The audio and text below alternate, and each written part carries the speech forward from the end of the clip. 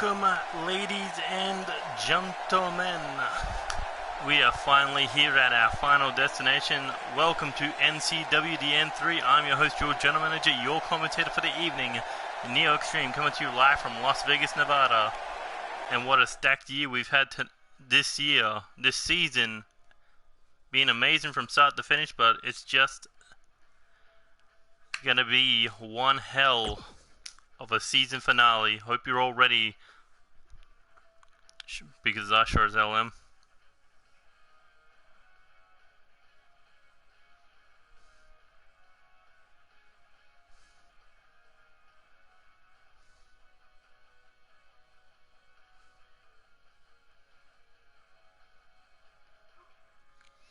And 21 matches on the card. And we are kicking things off with a tag team elimination match, 8-man, between the Kings of Darkness and World Elite. It's going to be amazing. Also, all the championships on the line, not to mention we're going to find out who's better between the King of the Ring tournament winner and the All-Stars tournament winner. Plus, we'll see Corvo Jack's final match against his hand-picked opponent, Neo Extreme.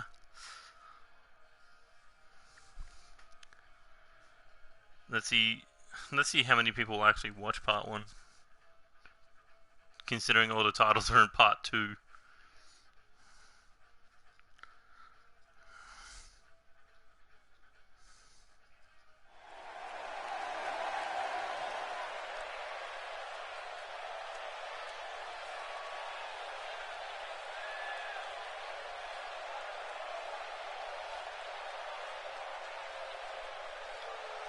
Too bad you can't make it nighttime in universe mode.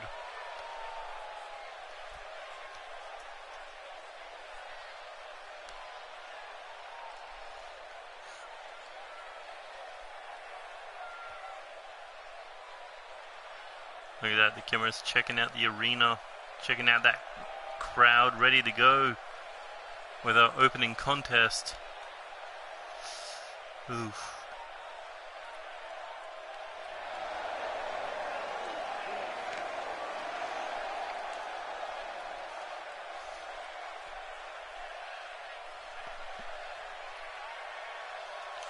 And here comes World Elite, the division conquering 5-man trio. I mean, you look at what World Elite has done over the last 3 years. World Heavyweight Championship, the King of the Ring Championship, the tournament, Undisputed Championship, World Tag Team Championships, Intercontinentals, United States, Live, Hardcore, Junior Heavyweight. These men, all 5 of them. Corvo Jack, of course, preparing for his match later tonight. Loki Suzuki be coming out alone in this opening contest.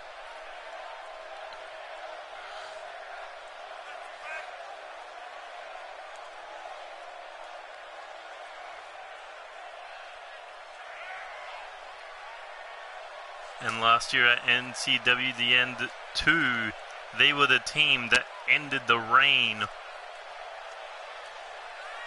of unstable 249 days as 6-man tag team champions.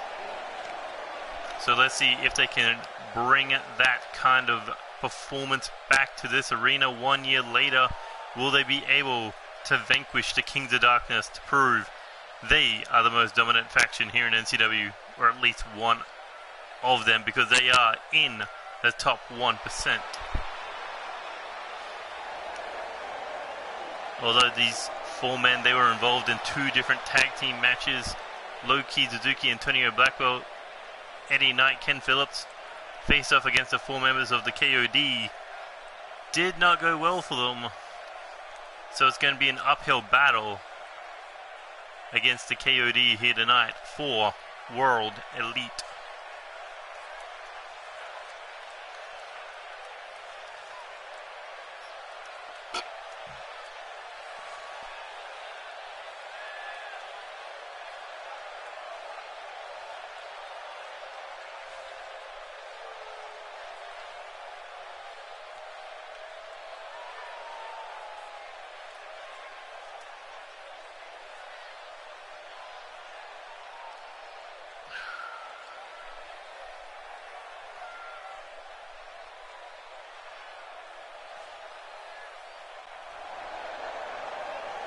And here comes the fourth member of World Elite, Loki Suzuki.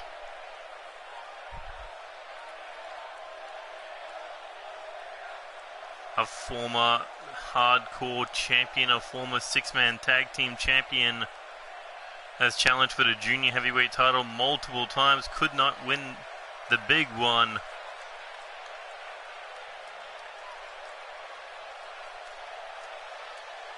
But this is perhaps a huge match here for Loki Suzuki for the rest of World Elite. This is faction dominant, faction warfare, and I thought we may never have seen this match,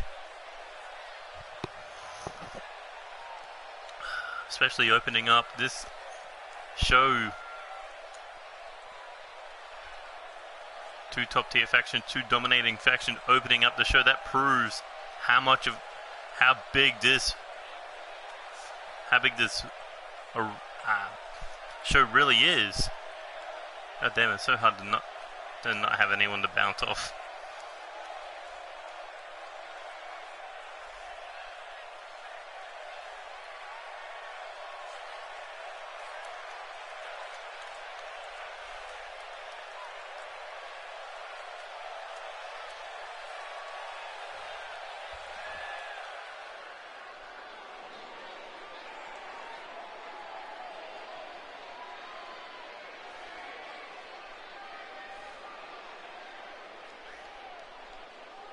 And here come the KOD,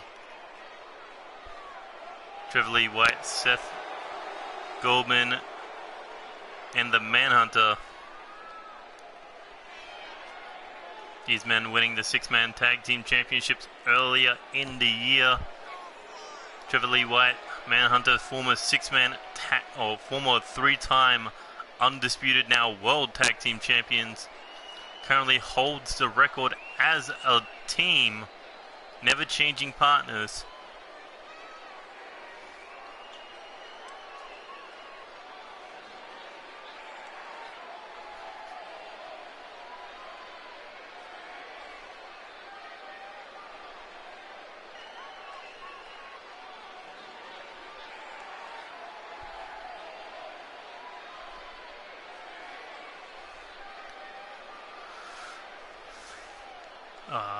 Curse you, why couldn't you not be in the dark? Why couldn't it be nighttime?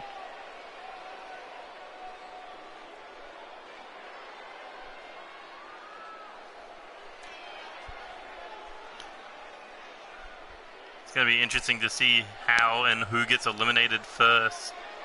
All these former champions.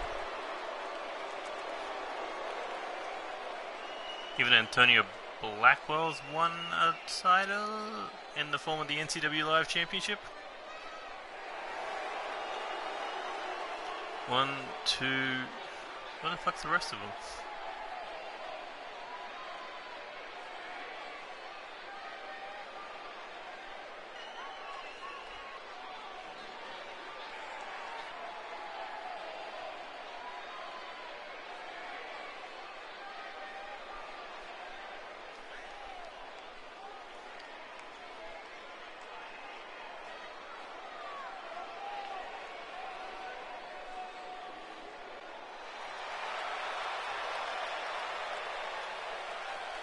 And here comes the fourth man of the KOD, the man who got the submission victory in that previous tag match on NCW Live. Episode 47. No, 48? Yeah, 48. Former United States champion, former live champion, former six-man tag team champion, former world tag team champion under those tag titles being under Freebird rules. Although he never defended either title. This man has won all the titles excluding the World Heavyweight Championship, and you know if this man ever got that opportunity, he is just one knee bar away from tapping out whoever may be the World Heavyweight Champion at that time.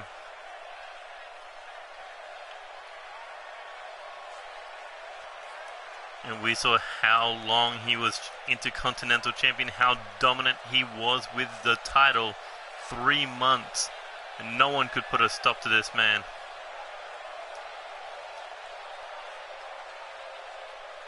Adam Mayhem, Omari Williams, and Jaden Shadow, none of them could stop the dominance of the Real Deal. All those matches ended the exact same way, via submission. And here we go, kicking off match number 1. Eddie Knight, Seth Goldman, the leaders of their respective factions. Oh, and a big body blow there. Fires back with another one. 3, 4, 5. Oh, the 5th one got stopped. Eddie Knight firing off of one of his own. Looking for a snap suplex, but no. Seth Goldman gets the knee into the head. Here he goes, coming off the ropes. Big kitchen sink. Kick there to the back. Stomp. Rolling Eddie Knight over. And now bending the arm. Looking to snap the shoulder blade into the floor. And if Antonio Blackwell was on the other team, you'd have to think that would be perfect. And here we go now, back in the ring. Seth Goldman let him in. Maybe a mistake there made to Loki Suzuki. Oh, and a double arm drag there by Eddie, and Loki Suzuki stomped to the chest. And now Loki Suzuki with the ground control. Eddie Knight currently stuck in a corner.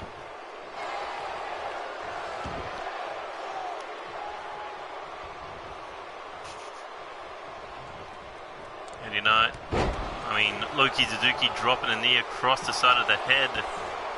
And now looking for a single leg Boston Crab, looking to tap out the leader. And imagine losing Seth Goldman this early in the match. That'd be huge for World Elite. And it'd be an uphill battle for the KOD, but they're all submission-based wrestlers, kind of. Well, except Seth Goldman, he's a striker. But look at Eddie Knight. Cheap shot there. But Andy Reeves with one of his own. And referee's back is turned, tag is made, and here comes Seth Goldman and Andy Reeves. Atomic drop, big boot to the Japanese sensation himself. And now Loki Suzuki up and down on the top rope, hang him out to dry. Boot to the face. And down goes Andy Reeves. Now looking to go Irish whip into the corner. Was looking for that tag, but no, Andy Reeves able to get out of the corner. Collision course there, big lariat, sending Loki Suzuki crashing to the floor. And is this wise to go outside the ring with the World Elite staring you down?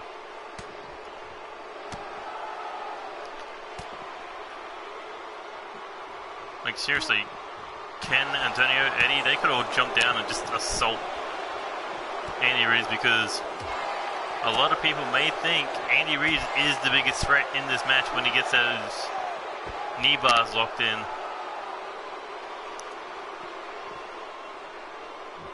Look how quickly he tapped out Jaden Shadow, how quickly he's tapped out pretty much everyone else, excluding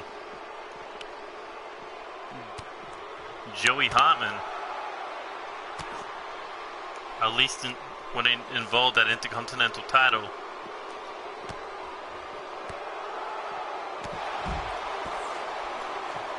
I think Omari survived like 20 minutes against him.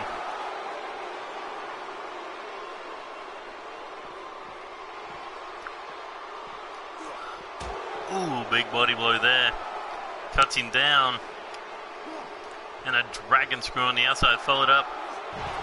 Leg smash against the floor, and that's going to be bad for Loki Suzuki later on in the match. But the only way to counter the leg damage is by taking out Andy Reeves. And so far, Loki Suzuki going with his strikes, but Andy able to counter back only for a moment. Loki going to town. Uh-oh. German suplex on the steel. That's not good, and this match continuing on the outside. This is just a perfect counter to the KOD.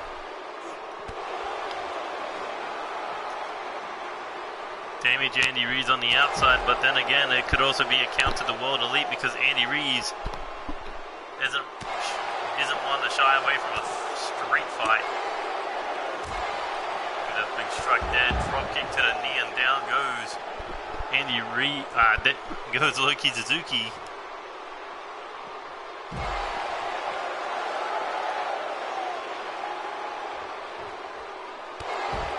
Big kick across the chest there by Loki.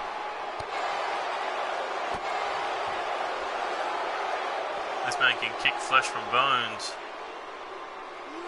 as he snaps the shoulder blade into the floor, almost on the entrance ramp there. And now back up, went for the forearm strike, nobody home for Loki Suzuki, but a back suplex, and he landed on the LED board.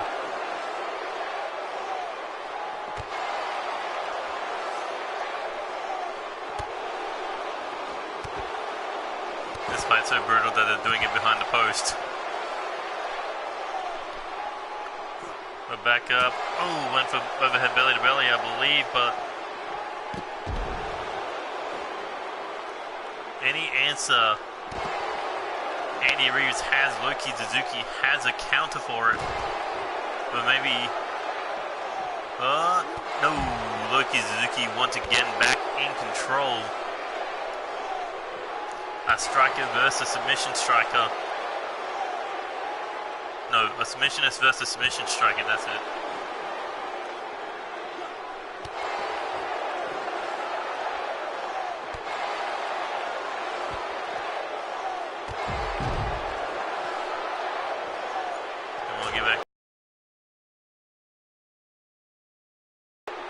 This is why we need Tornado Tag for an 8-man. But Andy Reid's carrying Loki Suzuki back to the ringside area. Dropped him face first on the steel. But now, ooh, hits that drop kick. And here comes Eddie Knight looking to help out his Japanese brother. Maybe not. Shoved him into Loki Suzuki. Shoved him straight into Andy Reid. Strike there, and now looking Irish whip into the corner. Trevor Lee White holding him for Andy Reid to choke him out. Forearm to the face. Turns him around and looking straight jacket German suplex. Andy Reid stomped there to the face, and now looking to bend that leg in a way it should not be bent. Is Loki gonna submit? Will he be the first man eliminated? No, able to roll Andy Reid off, but oh, a chop block to the leg. Not sure what's worse, when someone shoulder tackles you in the front of the knee or in the back of the knee. But either way, Loki Suzuki able to find a way to survive, at least for now. And here he goes. Has Andy Cox in the middle of the ring looking for the Loki lock. The Loki clutch, I mean. Is Andy Reid going to be the first one to submit? Will he tap? Will he?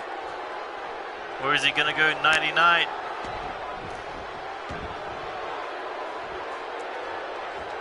Not too sure what the answer may have been, but Andy Reid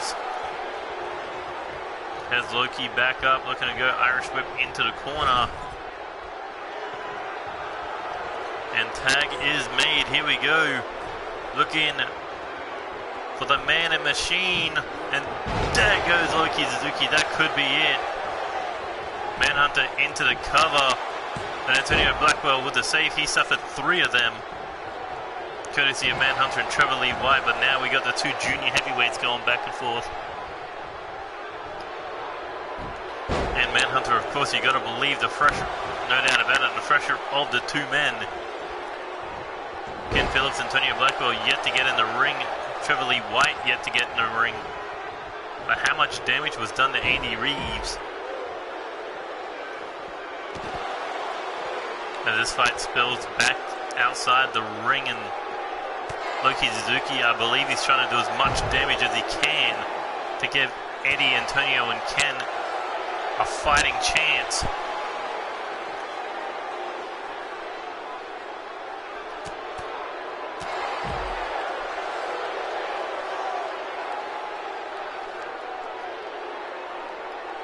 And here we go, smashing him spine first into the ring apron. Looking to go overhead belly to belly, no luck there. Manhunter breaking free. Loki Suzuki looking for a German suplex into the barricade, but no, back elbow. Manhunter getting the upper hand with a European uppercut and a big chop across the chest. And now Manhunter just biting the forehead of Loki Suzuki. A quick jab there, turning things around. Here we go, T-bone suplex on the outside. And you can see how drained Loki Suzuki really is. He's competed against Andy Reid and Manhunter, and even had a little bit of a throwdown with Seth Goldman.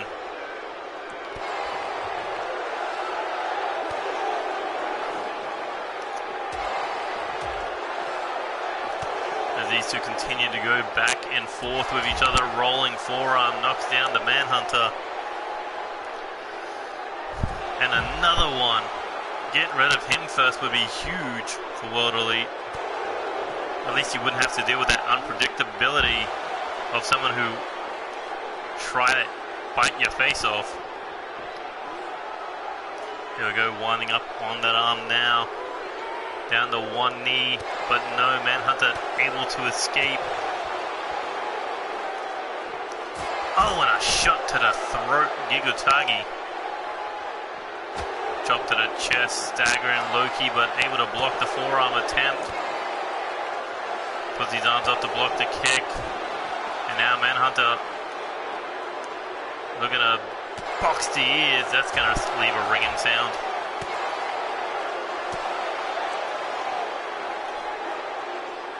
But Eddie Knight was going to do something, but no.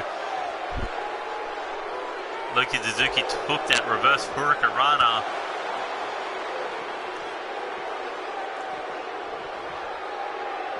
And now looking to get Loki Suzuki back into the ring.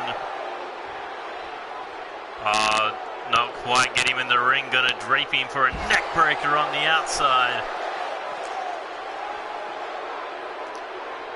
If Manhunter gets him back in the ring, you gotta think feeding time. Loki, uh-oh. If it was bad the first time, make it worse the second.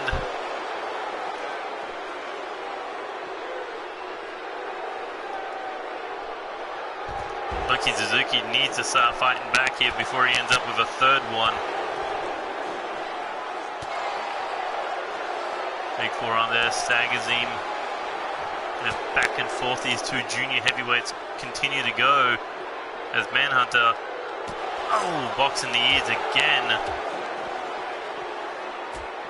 And this fight going back to where Loki and Andy Reid were, towards the entrance ramp, but Loki looking to fight back.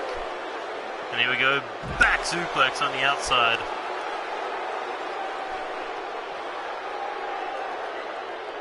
We're going to pick him back up. Can Loki Suzuki get him back in a ring? No, kick to the body by Manhunter. Went for another chop to the throat. Missed the target and a suplex into the barricade.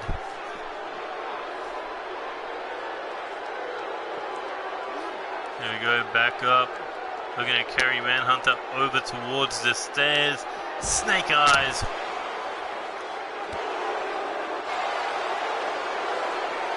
And look at this. This is a message sent straight to Manhunter. This is what he uses to tap people out. Then Manslayer, but Manhunter able to get out of it. And now back into the ring goes Loki Suzuki. Uh-oh. And Manhunter had that look in his non-existent eye, or covered eyes, that he was going to tear that neck of Loki Suzuki apart. Loki looking to fight back, but Manhunter, big flying lariat. And Eddie Knight getting in the way there. This time saving him. Overhead, belly to belly into the stairs. Dear God, man. Loki Suzuki nails the Pele kick. Look at that. Eddie's just like, alright, fuck it. I keep getting in trouble. Smart by Manhunter gets Loki Suzuki far away from World Elite.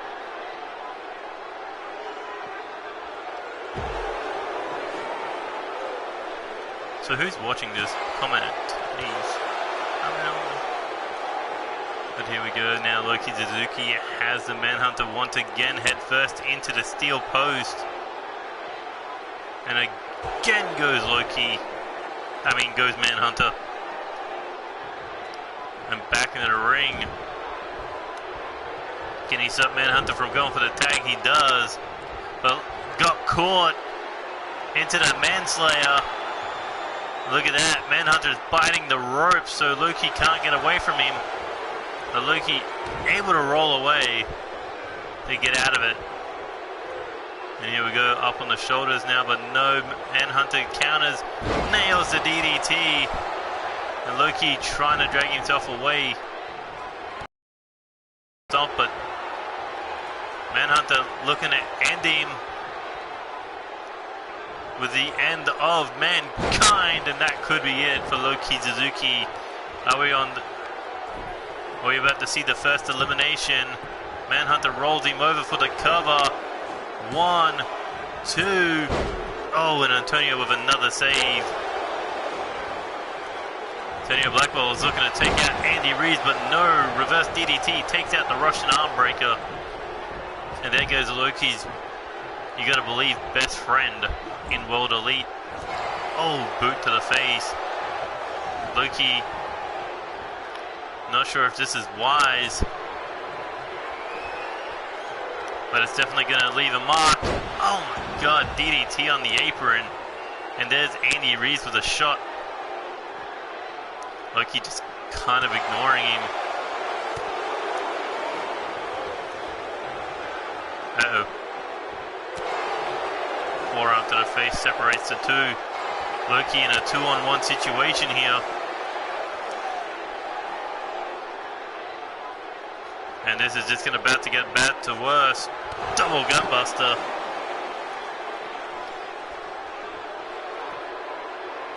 Loki Suzuki now being picked back up. Snake Eyes busting him open on the apron.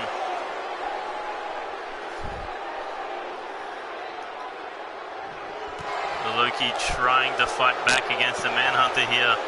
Blackwell has recovered after being hit with that reversed DDT.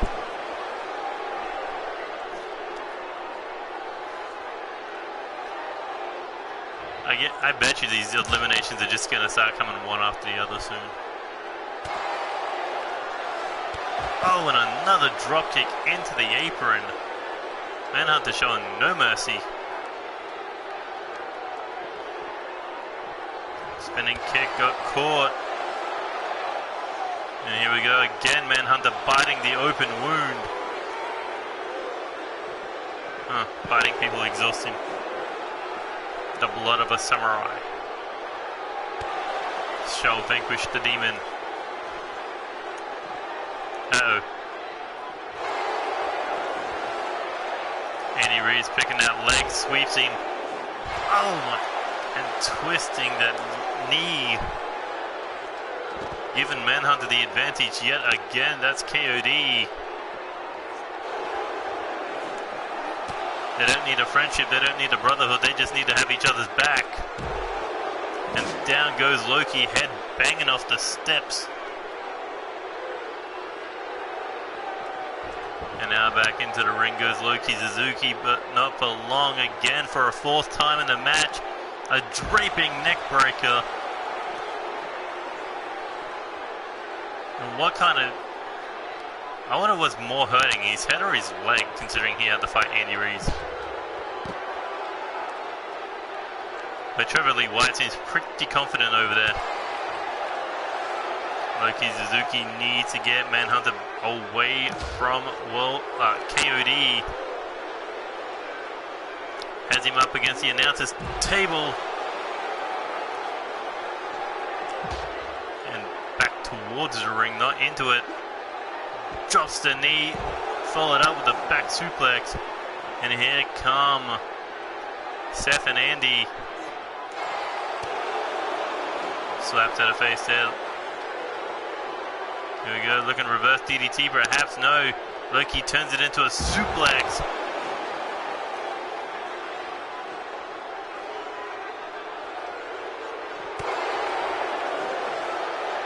And he got shoved into the table.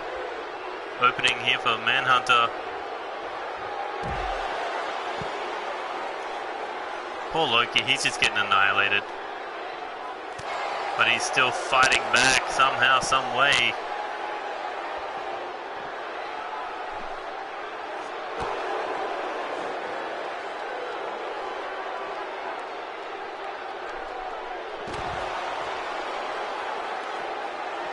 There we go. Oh! Again on that knee.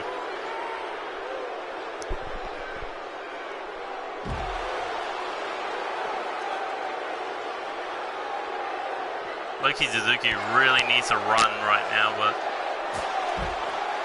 wants to prove he can beat him one-on-one. Even though it's been like 3-on-1 half this match. Oh! He's gonna have a fractured skull or something. Just getting back in a ring, Manhunter. Stop being so evil. There's Manhunter. Oh, no, never mind. Ring post. Oh, and a second time, Manhunter slamming the face of Loki Suzuki, now biting it. Tastes like man. And man, look at that, Loki. I thought he was out on his feet, but no, able to see that lariat coming for the back of his head.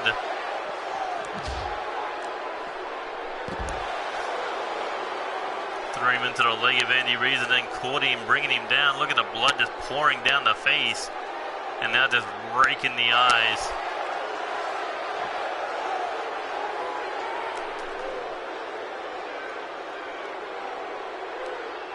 I feel Manhunter could just throw him in a ring right now and pin him.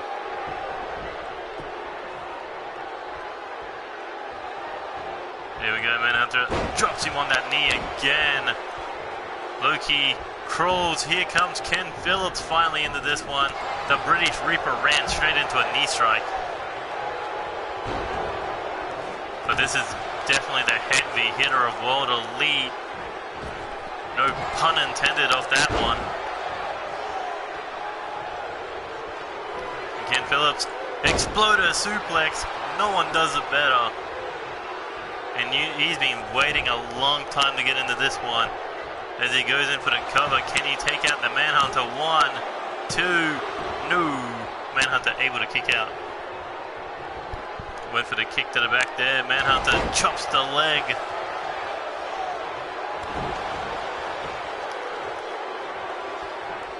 And now biting the fingers.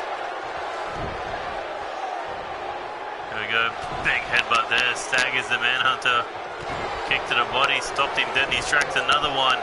Will set him up. Oh! And that could be it. The Reaper's death site.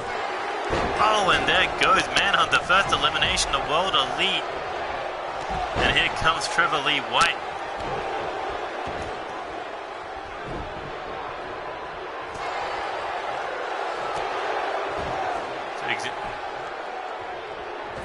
Manhunter, first man eliminated in this match. But Trevor Lee White now. Oh, almost ran into Seth Goldman there. And that was a big loss for the KOD.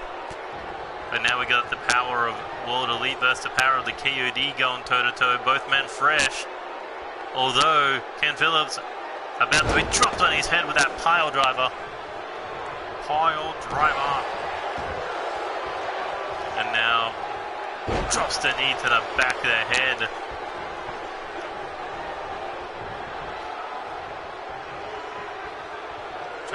White telling him to get up, but maybe a big mistake there.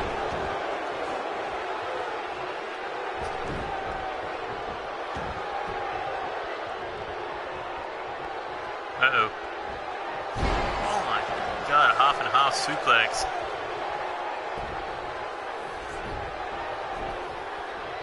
Wow, the Grim Reaper was Suplex City.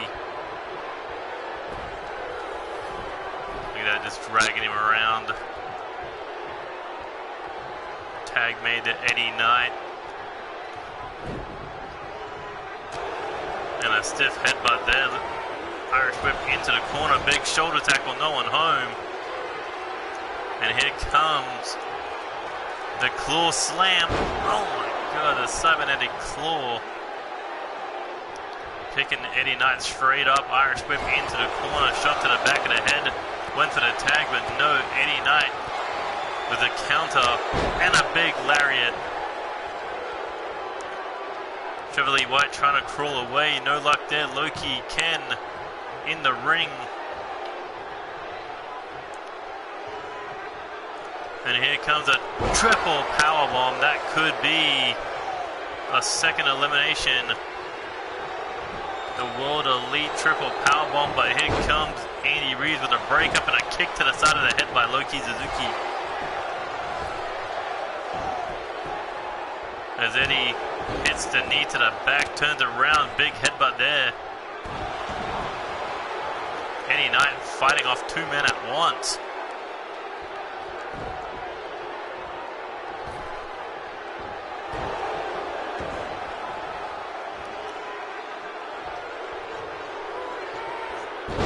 As he snaps that cybernetic shoulder into the floor. I wonder if he feels pain through now. But an Irish whip into the corner now. Big lariat and a shot to the back of the head by Antonio Blackwell, but Chevrolet White shoves him away. Snap man on the knee. And that put Eddie Knight straight down. As Chevrolet White now tags in Seth Goldman. And imagine if Seth could eliminate Eddie Knight here.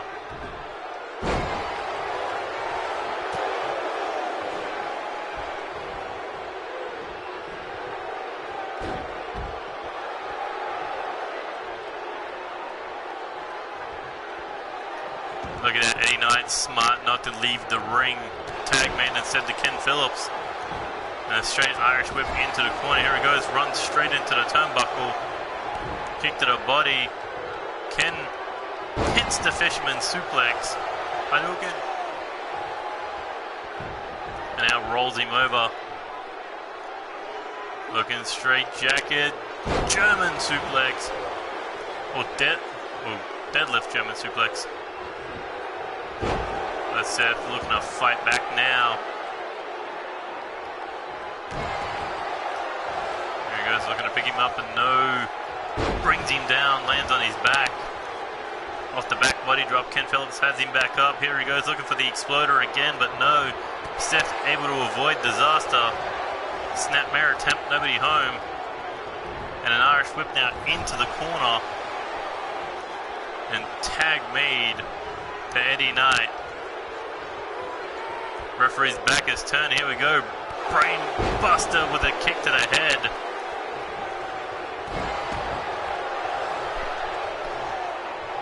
And this would be a huge elimination. Eddie Knight with a power bomb. Not quite the ninth bomb, not quite a triple power bomb.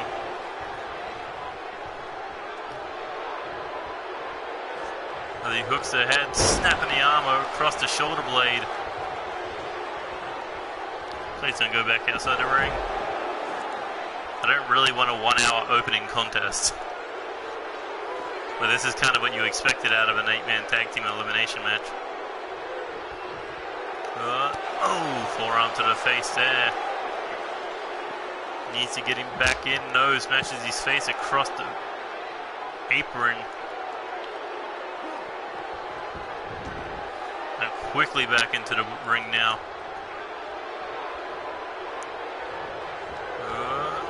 Looking for the Irish whip into the corner, shot to the back of the head. Tag is made to Andy Reeves.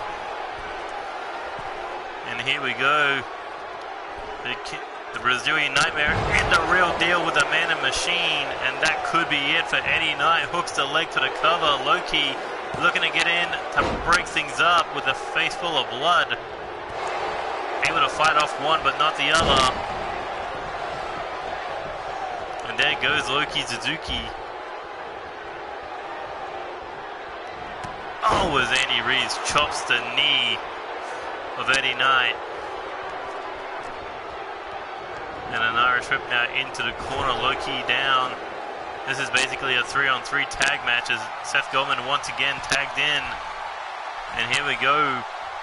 Reverse rolls for a Man and Machine, and that could be it. Total darkness, could be total annihilation, but no. Ken Phillips gets involved, and a European uppercut cuts him down.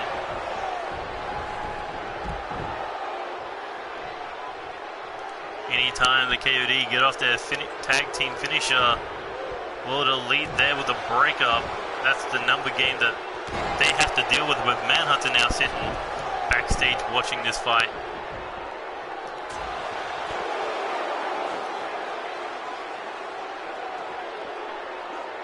But just think,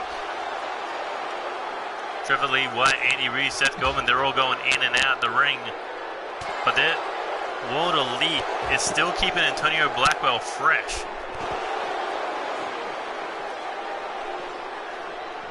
As Eddie Knight now looking to get Andy Reeves out of the way, throws him into the ring. Even though Andy Reeves not the legal man. As he comes back out for Seth Goldman for that mistake.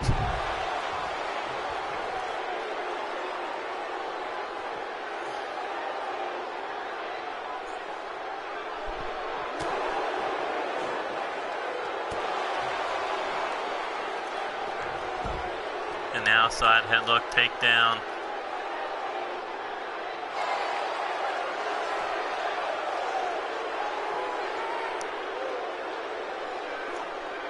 Big body blow there. Eddie Knight looking to fire back with a heavy strike.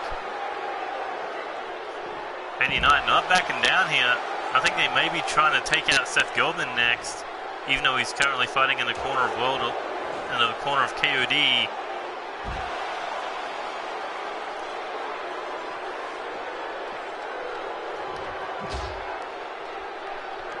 Able to avoid that back shot there, but able to stop Seth Goldman in the nick of time with these strikes.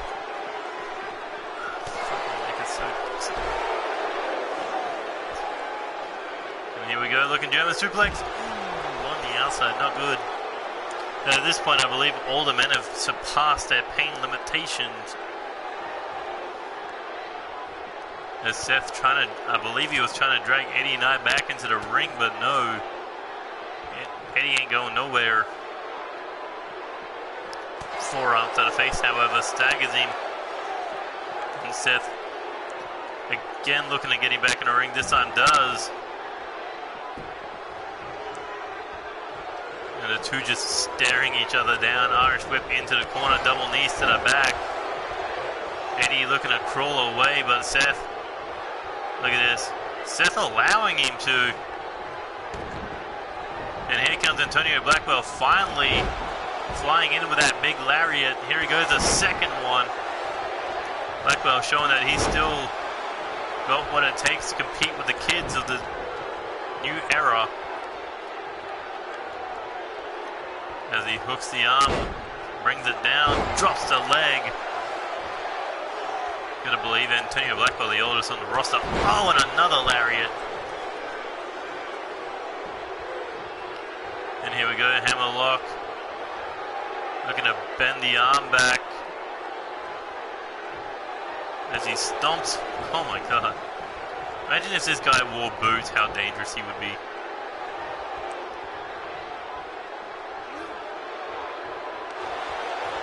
Seth Goldman now looking for the back suplex. Dropping Antonio on the back of his head.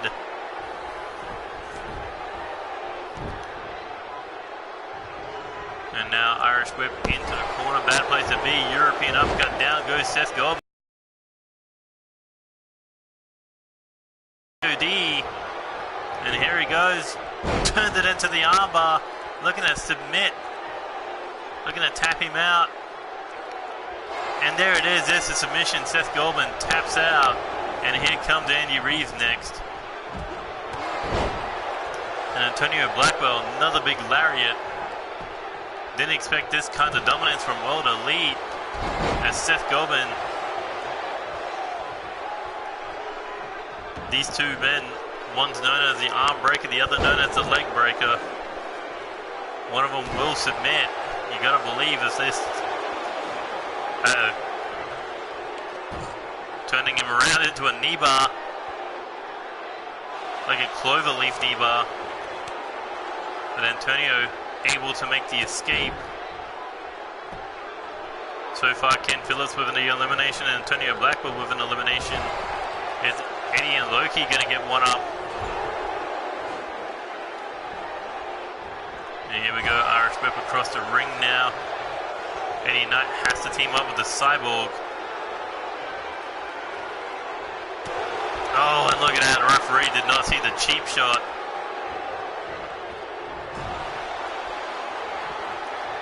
Oh, and a solid kick right to the leg. Antonio Blackwell in trouble. Here comes Andy Reeves. Chop block against the rope. And into the cover. Quick pin attempt. 1, 2. Oh, fucking kicked out by Miles.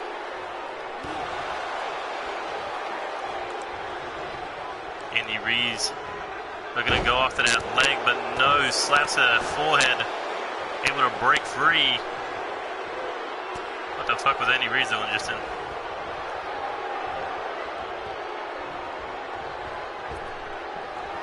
But up against the ropes now, big knee strikes.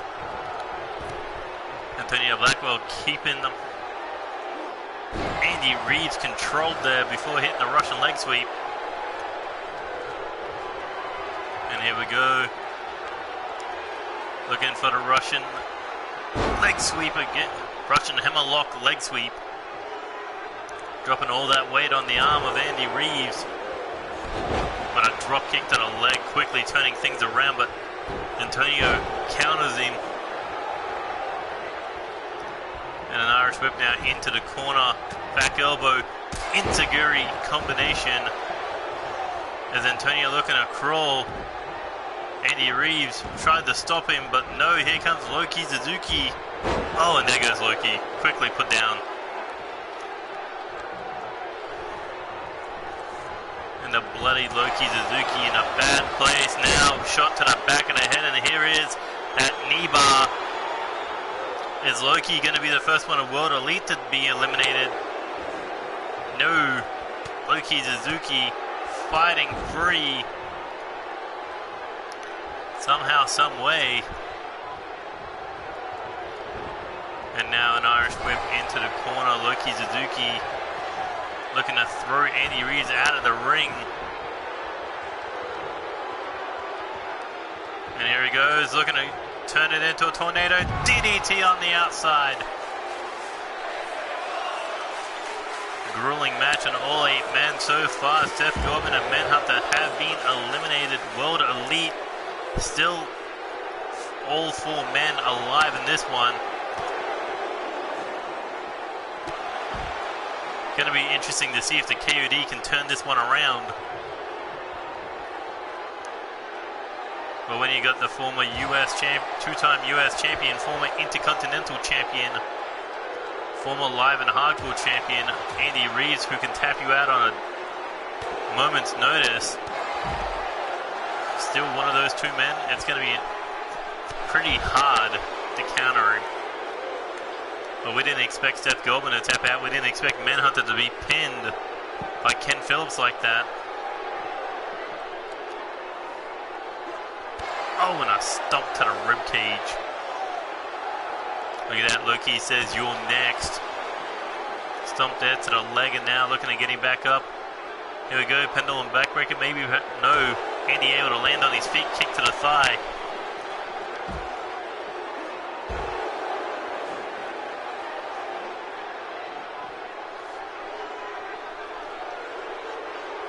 And here we go, back up now. Loki Suzuki in trouble. Where's Andy Reeves carrying him? We're going to go for the steel stairs again. God, man. God, they're going to have to rush him to a hospital when this one's over. I wonder what Corvo Jack thinks watching his team in control of this match.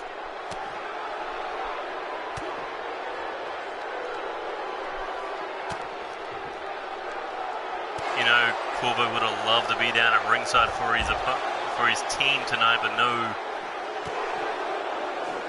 Way too much focus from his in-ring NCW retirement match to go on in the management next season.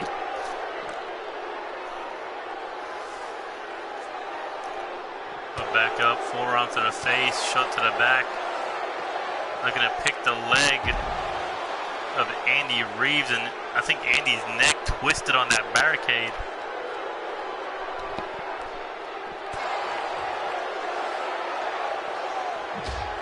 Yeah, eat some Eddie Knight leg. Oh, I swear to God, if Eddie Knight gets the final pin with the friggin' Knight's Bomb, that'd be hilarious.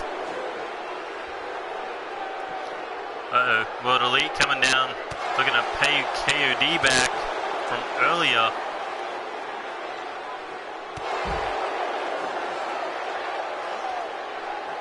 Andy Reeves trying to escape, but no, gets hit with that lariat backbreaker on the knee, and things not getting any better for the real deal. Especially when you have a Cyborg as a tag partner just standing there watching this happen.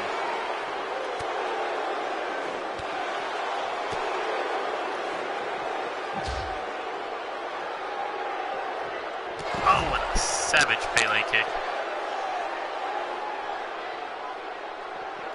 Loki's throwing. What the fuck? Is Eddie Knight and Antonio Blackwell merged together? Here we go, back up. Someone just needs to run into the ring right now.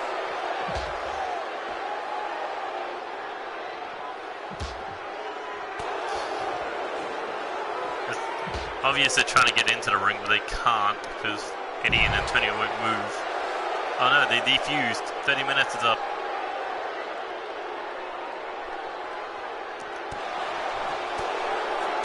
And here we go with the body blow, staggering Andy Reeves. And now Loki's sending him away from World Elite's corner.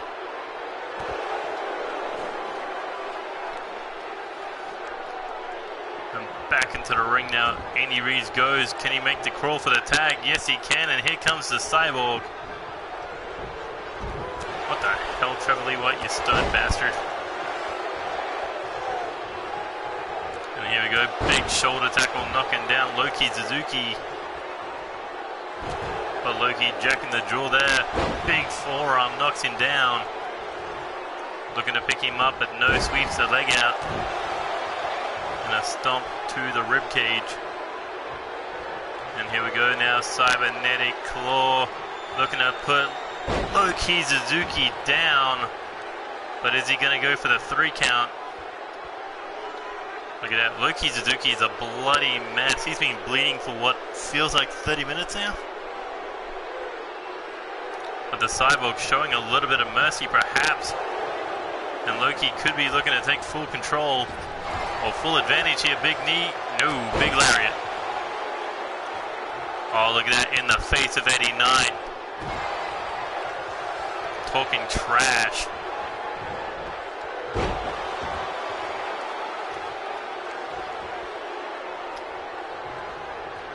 The Loki Suzuki spinning roundhouse kick.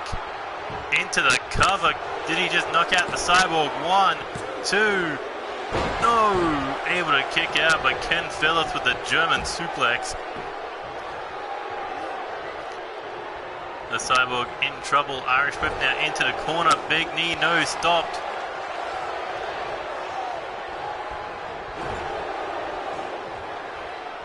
Andy Reeves and Ken Phillips going on the outside. Or were. Uh-oh. Uh-oh. Here comes the cybernetic pulse on the back of the neck, and what Manhunter did to it. You gotta think that's it for Loki Suzuki. But Ken Phillips with a breakup this time. And a German suplex to the Suplex City Reaper. Loki Suzuki has an opportunity here to take out the Cyborg, as Andy and Ken going at each other again. Loki Suzuki winding up here, looking for the Loki lock or Loki clutch. Is he going to be able to submit him? Can he tap out the Cyborg? And yes, he does. That's 3 eliminations.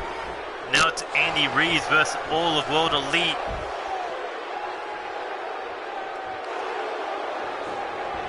How does the Real Deal counter this? Oh, Loki Suzuki blocks the kick there. But Andy Reeves again gets him into the corner. He will not be denied this kick. And he won't be denied this shoulder tackle. Oh, he got denied the shoulder tackle. Ken Phillips shot to the back of the head and into the single leg Boston Crab, looking to tap out the Real Deal for the final elimination.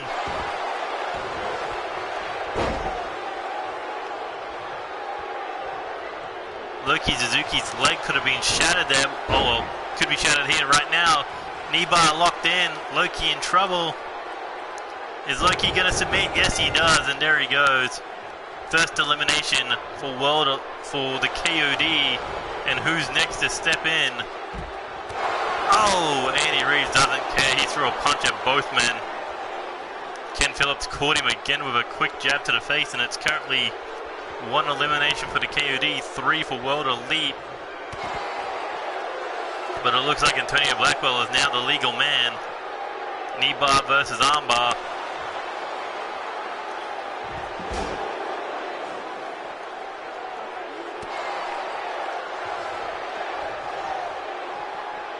But this is perhaps the reason why they thought to weaken Andy Reeves earlier in the match. If he got alone, he becomes more dangerous.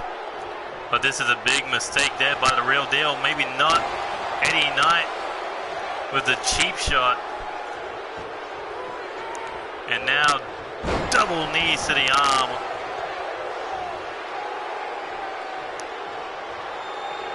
Andy Reeves snaps the arm over the shoulder blade. Oh, and a chop block to the knee.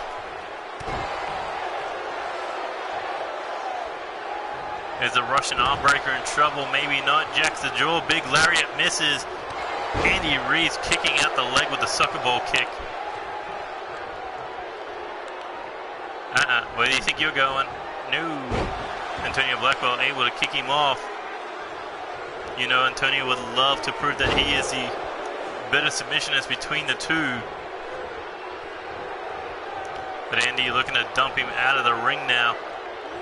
Shot there, countered, kick to the face, however, sends Blackwell crashing to the floor.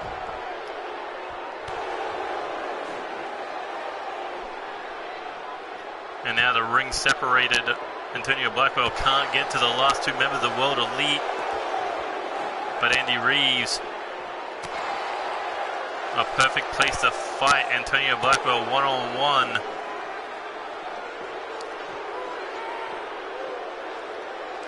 Oh, as he goes crashing into the announcer's table. This has been 1 hour of brutality.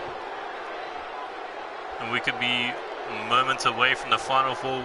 We could be moments away from seeing a miracle. Maybe not after Andy Reeves just got splattered on the apron with that splash. Remember, Andy Reeves has no one to tag out to. But I think that as Antonio Blackwell drops the knees, or drops the arm onto the knees again, trying to pick Andy Reeves up, but no luck there. And there goes Blackwell back into the ring, back to his feet. The two struggle for dominance. Kick to the body. What the hell are you doing, Andy? You weirdo.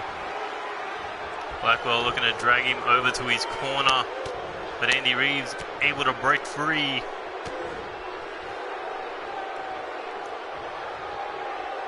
Looks ahead. What does Andy have in mind here? Looking to go dragon screw. Oh my god, you saw that leg bend in a very bad way. Or at least a knee. Looks like he pulled something, but Antonio is still competing. Still standing. And looking to put that foot on the rope to cheat his way to victory, but no. Andy Reid's able to hang on. But an Irish whip now into the corner. This is bad if Antonio Blackwell makes the tag.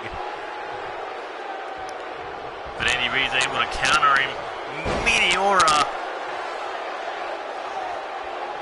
As he's caught up in the ropes there, able to get free. And just a knee down on Antonio Blackwell. Chop block again to the leg. You got to think Andy Reid's got to be moving in on that kill. And here he goes, looking for his second submission of the night. Can he tap out Blackwell? Blackwell trying to hang on. Able to break the hold eventually. Oh, and a shot to the face. But look at that, he's on one good leg. You have to believe. And now looking to wind up on that arm. Oh, rolls through into the hammerlock. Can he tap out Andy Reeves? Is Andy going to submit? No. Andy able to reverse it. Somehow arm still intact.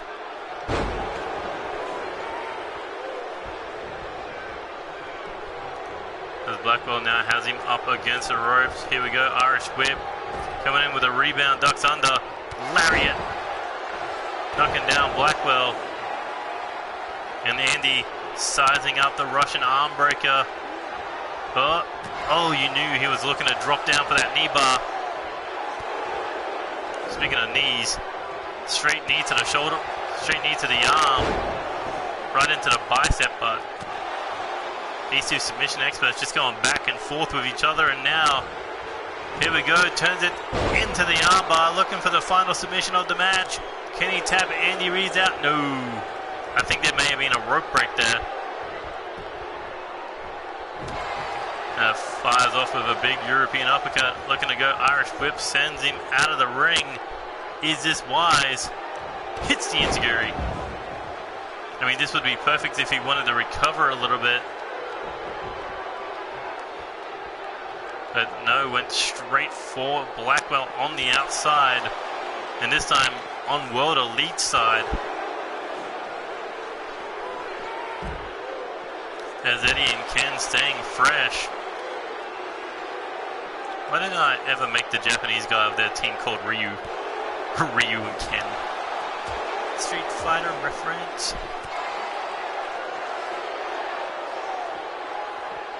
And here we go, back into the ring now. Andy Reeves in trouble. Oh, as he gets hit with that elbow strike. That's like Hulk Hogan level of elbow. But Blackwell sizing him up. Here we go. Kick to the body. Looking to go into the armbar. This time, no rope breaks. Is he going to snap the arm of Andy Reeves? No. Andy able to escape. Somehow.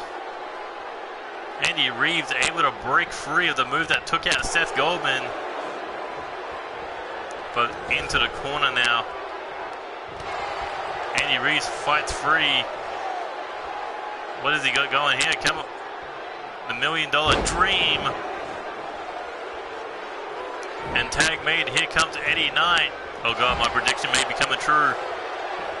Oh, as Eddie hits the clothesline. Eddie looking to end this one. Oh God, up against the ropes. Knight's bomb, and that could be it. Cover. 1, 2, 3. Oh God, I fucking called it. I said Eddie Knight was going to get the final pin.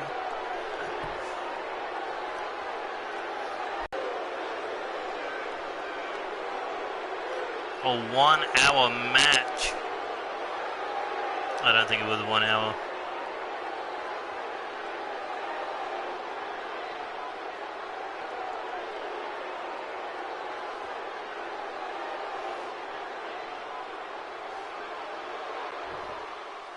About a 55-minute match, but World Elite picking up the victory.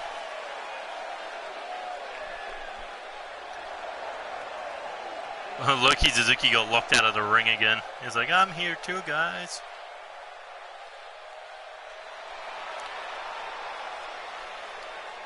Yeah, I expected that to be about an hour. Luckily, we have no Iron Man matches.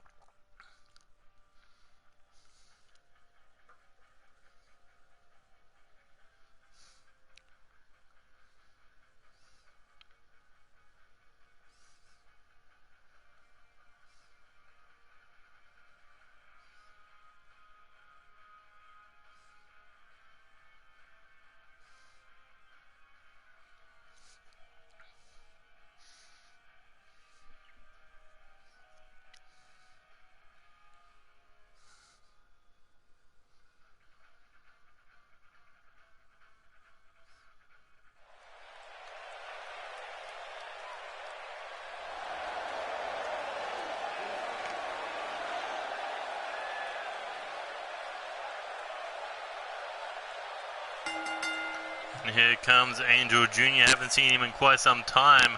Currently teaming up with Cody Simmons, but there was always one question people had on their mind. Who was the better of the next generation? Was it Angel Jr. or was it Diego Crimson?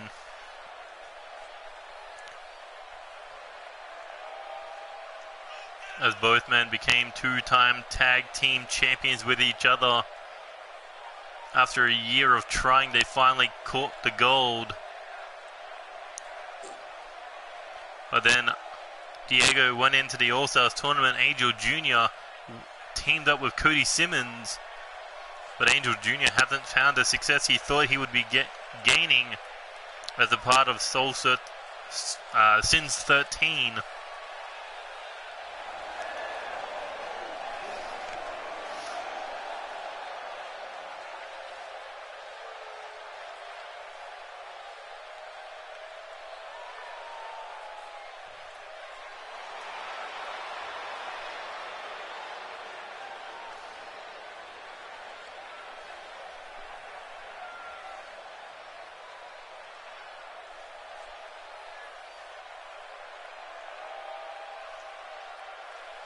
And here comes a heavy hitter of the next generation, Diego Crimson, the son of a former world champion.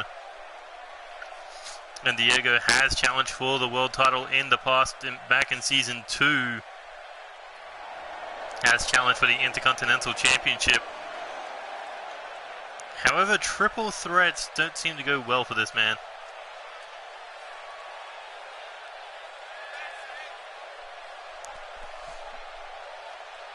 But either way, this is going to be one-on-one, and this is where Diego strives the best, where he can dominate with the no background interference.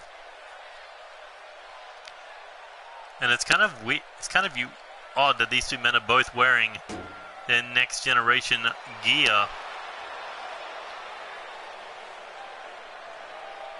Considering Diego moved on, Angel Jr. moved on.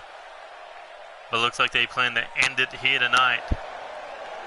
Once and for all.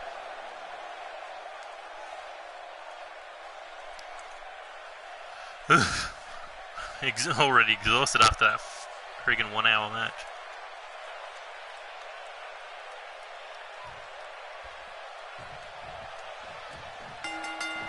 And here we go.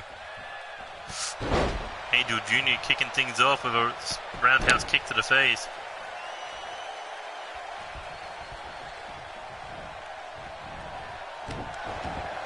Surprisingly, speed is beating power right now out of the gates.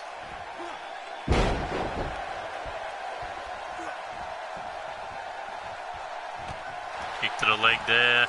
Here we go, looking Hurricane Rana, gets the big man over. Surprised that didn't turn out to be a powerbomb. A shot there to the face, kick to the back of the knee, another one, this time blocked with the elbow strike, and a lariat knocking down the Red Reaper. Red Reaper, Crimson Wolf going back and forth here. Big chop across the chest and an Irish whip into the corner, big forearm. Knocks him down. And now back up, here we go, winding up on the arm. Looking for the back suplex.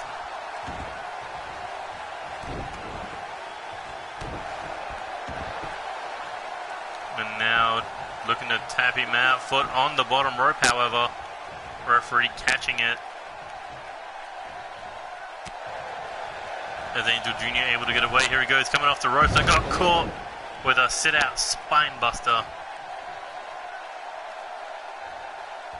And now looking Irish whip into the corner. Big lariat to the back of the head, blocked, and again Angel Jr. trying to come off the ropes.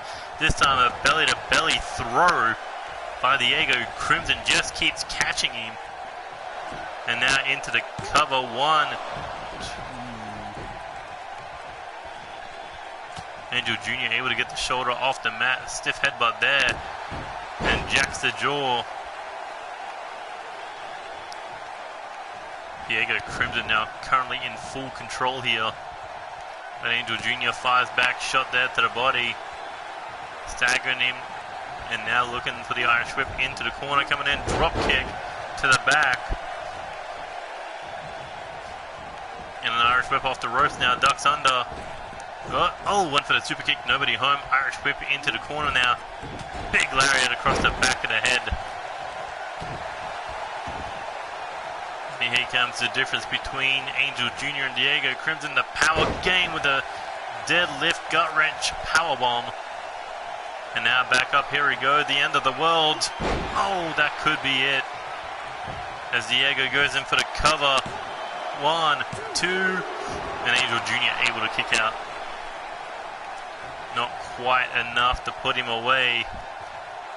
There we go, looking to pick him up, but jacks the jaw.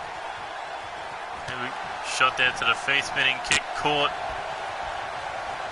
And a massive lariat sending Angel Jr. crashing to the floor on the outside.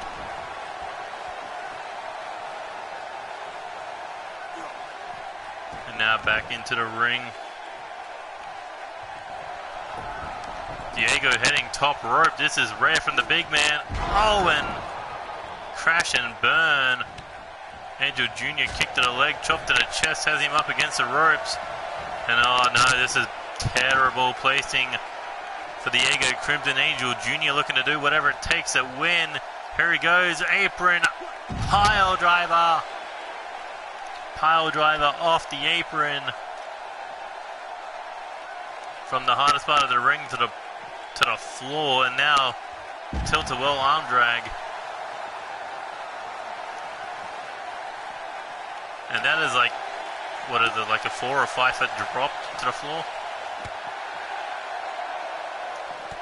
I don't know what's worse, the fact that you know it's coming, the fall, or actually hitting the ground. As Angel Jr. smashing Diego's face into the steel, not once but twice. And the Crimson Wolf comes crashing to the floor. As Angel Jr. now shot to the face. Hurricane Rana swapping positions. And now back up. Ooh, went for the heel kick, nobody home. Diego shot to the face. Another one, chop to the chest. But Angel Jr. able to fight back by jacking the jaw. And a kick to the leg cuts him down. That's how well these two men know each other.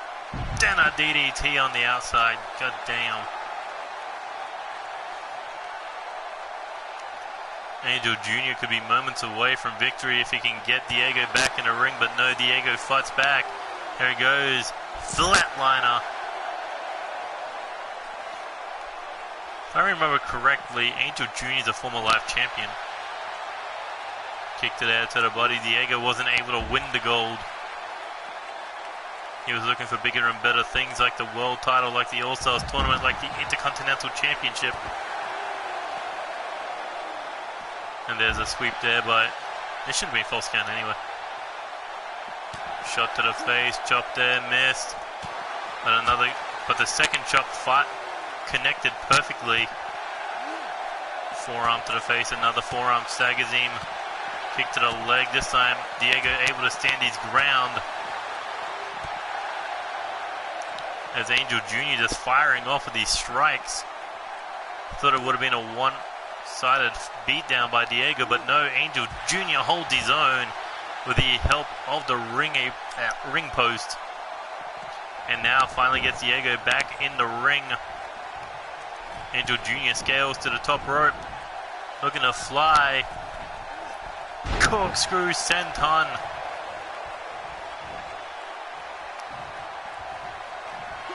And here we go.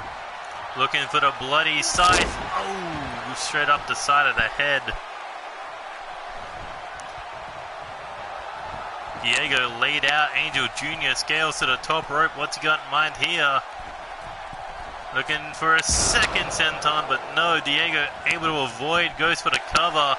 1, 2, 3. Angel Jr. took himself out. Diego using that weight advantage to hold him down. Don't know if Diego won, but he definitely survived. Angel Jr. pushed him to that limit.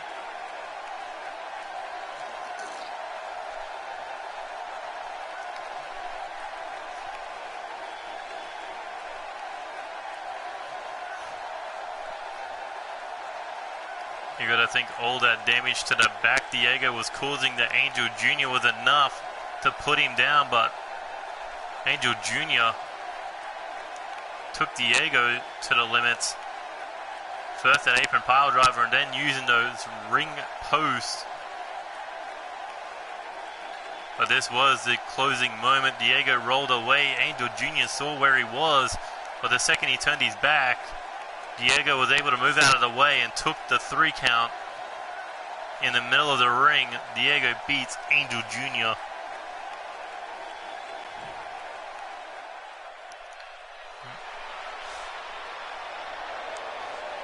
I'm pretty sure that's not how he planned his victory, but a win is a win.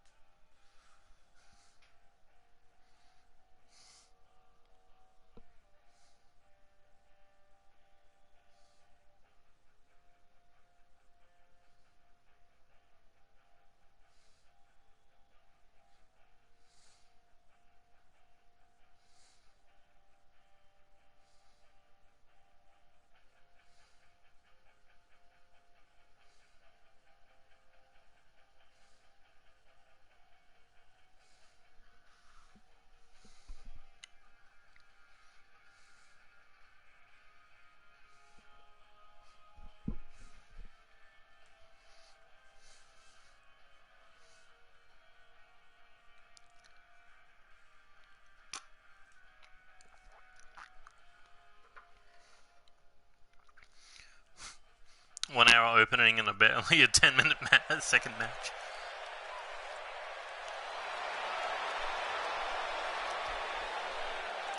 But here we go, somewhat of a dream match between these two men. James Falcon, former NCW Live champion, former #1 contender for the United States title, competed for the gold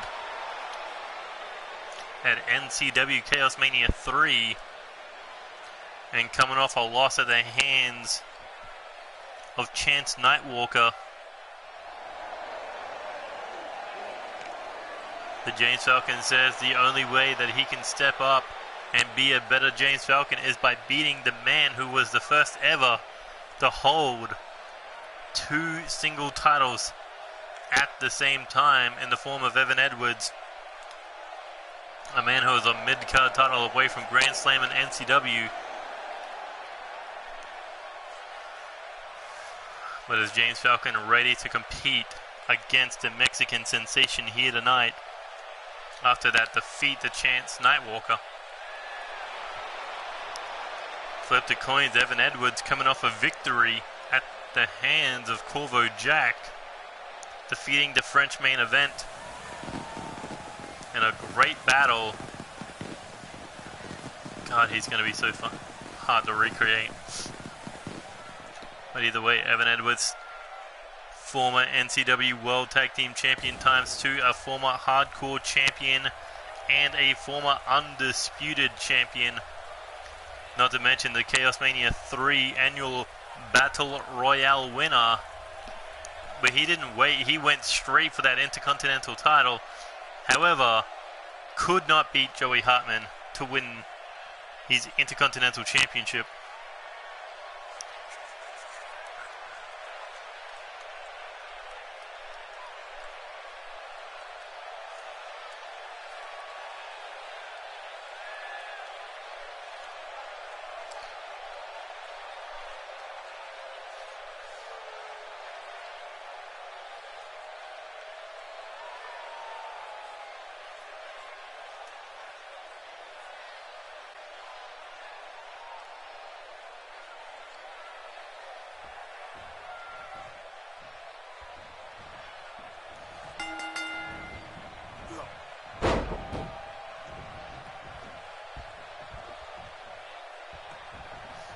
There we go. James Falcon has Evan Edwards up against the ropes. Referee, is he going to get a clean break? Yes, he is. Respect from James Falcon, but referee taken out by Evan Edwards with that leg sweep. But James Falcon, using that referee wisely, now has him in the hammerlock.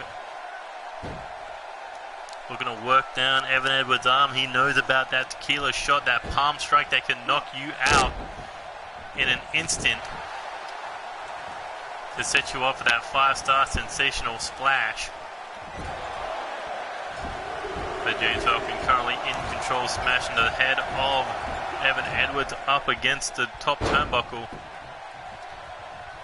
Last time we saw Evan Edwards on pay-per-view was at Shoutout, where he lost to Andy Cox, surprisingly not in tonight's show. But we will see him back in Season 4. That we can guarantee. Here we go, looking leg drop across the back of the arm. What's up, K-Dog? And now Irish whip, back elbow, able to slow down James Falcon. Shot to the body. Oh, James just ran straight into that famous, didn't see it coming.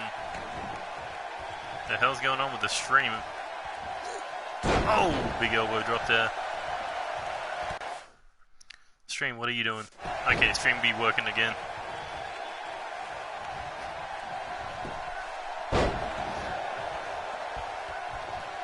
Fireman's carry takedown. Here we go, back up on the shoulder. James Falcon hanging Evan Edwards out to dry. As Evan Edwards now winding up on that arm. Shoulder tackle knocks him down. And here we go. Dancing leg drop. Now back up, European uppercut, stagger into Mexican sensation, went for the slap, got blocked with a chop, forearm. Shot to the body, now looking for a neck breaker. Snapping that neck across the shoulder blade. Now Evan Edwards looking for the camel clutch. Dancing leg frog, no, the dancing leg drop. If this was 2K20, he probably would have friggin' faded through the ring while spinning. Evan Edwards, big kick to the head there, knocked him down. And now looking to pull back on the leg.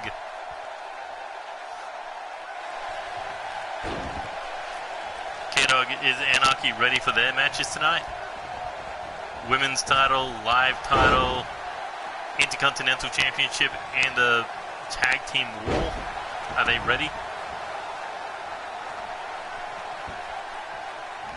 Ooh, shot there to the back. Kick to the shoulder blade, knocking him down, and now stalking. But no big leg sweep. What about the rest of them? Oh, there's a tequila shot, but it was blocked. James Falcon had it scouted. And back and forth these two men are going. Here we go, Irish whip now into the corner, double knees to the back. Here we go, looking to go for the big breaker. Down goes Evan Edwards, and James Falcon looking to put the final nail in the coffin, looking to put down the sensation. Looking for the Revolution Falcon, and that could be it. Hooks the leg for the cover. Can Falcon win? 1, 2. No, Evan Edwards able to kick out. Had 3 people following. Why the fuck did it go back to 1? Here we go.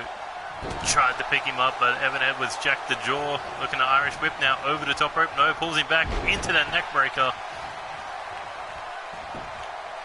Thought Evan Edwards had an answer, but no, he decided to change it. And followed up, cartwheel, elbow drop. And there's that tequila shot. Down goes James Falcon. Cover. Hooks the leg. Is that the knockout blow? 1, 2, 3. Nighty night, James Falcon. Evan Edwards making quick work of James Falcon here tonight. Straight palm strike to the face. That's why James Falcon was trying to work on that arm, but did not go well.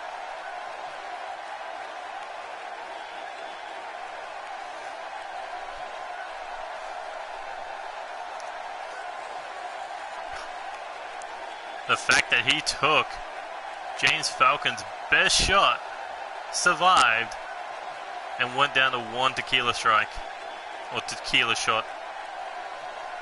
Evan Edwards sending a statement that he will be a champion again in NCW. Look at that, just dusting his hands off.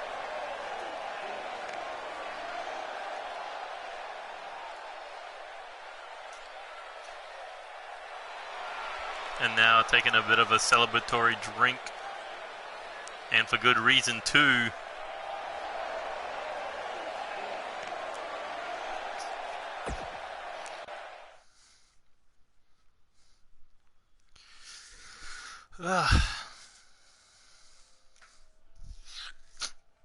So the first match went an hour, and the next 2 matches combined has gone like 20 minutes.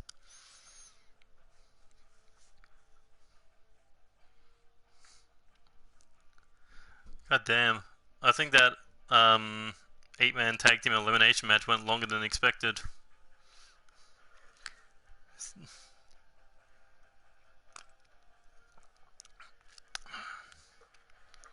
Your boys ready, K-Dog?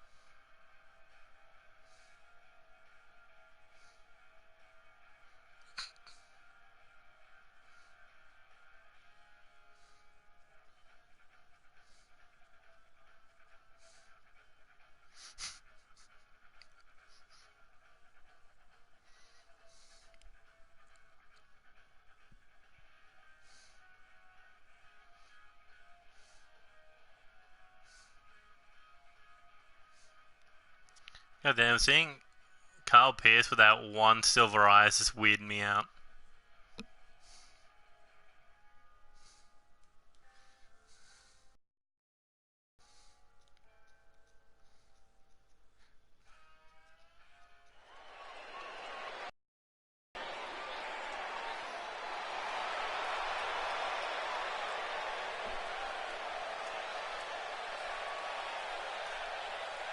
And here come the three men who will be challenging for the NCW Six-Man Tag Team Championships come Season 4. But tonight they're looking to send a statement that they can beat the first ever and longest reigning Six-Man Tag Team Champions at their own game. The Switchblade of Anarchy, Cody Hagan leading the charge. And then you've also got the Golden Boy, Daniel Harris, and the unpredictable Kyle Pierce. Unpredictable is the right word I would use. Kyle Pierce able to beat Spike Masters. He was able to survive that brutal beatdown, courtesy of Daniel Harris and Cody Hagan helping at ringside. These three men showed they have each other's backs going in the war with Unstable, as this is basically faction warfare.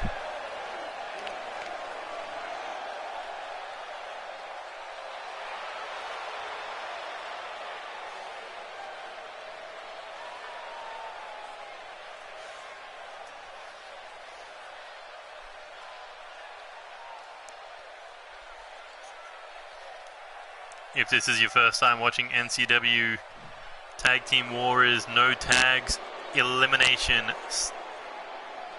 no DQ, no countouts. But 249 days, these men still hold the record for the longest championship reign in NCW. No one has ever come close to 249 days with a championship in NCW. The second those six-man tag team titles were announced, the second they were first on the line, Unstable was able to defeat Dizzle BG's and Big Money Mundo to take those tag team titles. And until last year, this time last year, no one could stop these three men. Death Club, the French War, you name it, no one could stop these three until World Elite stepped up and took the six-man tag team titles in the most shocking moment of the year. And during that time, Tyson Steele was able to win the United States title at the same time.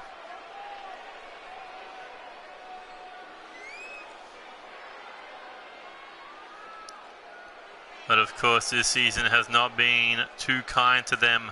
Spike Masters has competed for the World Heavyweight Championship in the first ever 1 hour Iron Man match against DJ Young at NCW Reset, but after that, these three men's careers just kind of came crashing down. Sure, Tyson Steele won the live title, wasn't a long reign under that open challenge rule, and then these three men left. They look to train, they look to become the destroyers that they used to be. But they have yet to find that killer instinct that they once had. Will tonight be the night they reclaim it, they regain it, and destroy potentially future six-man tag team champions as we're about to go to war. Spike Masters going straight for Kyle Pierce. Looks like they're going to pick up from where they left off in their 3 single bouts. Kyle Pierce, Spike Masters, Daniel Harris, Tyson Steele, and Drew Kennedy, and Cody Hagan. And there goes Daniel Harris taken out of the ring with that clothesline. Kyle Pierce being choked by Spike Masters. That is one person you do not want to mess with. Cody Hagan, Kyle Pierce, Daniel Harris, all former NCW Live champions. As Daniel Harris took the Meteora to the side of the head. But Tyson Steele kind of looks like he hurt himself with that one. The Switchblade and the Monster going back and forth. Big lariat there. Could be an early elimination, but no. Able to kick out. as Kyle Pierce eats that deadlift suplex, and here comes Daniel Harris with the save, but just like that, Spike Master's able to put him down.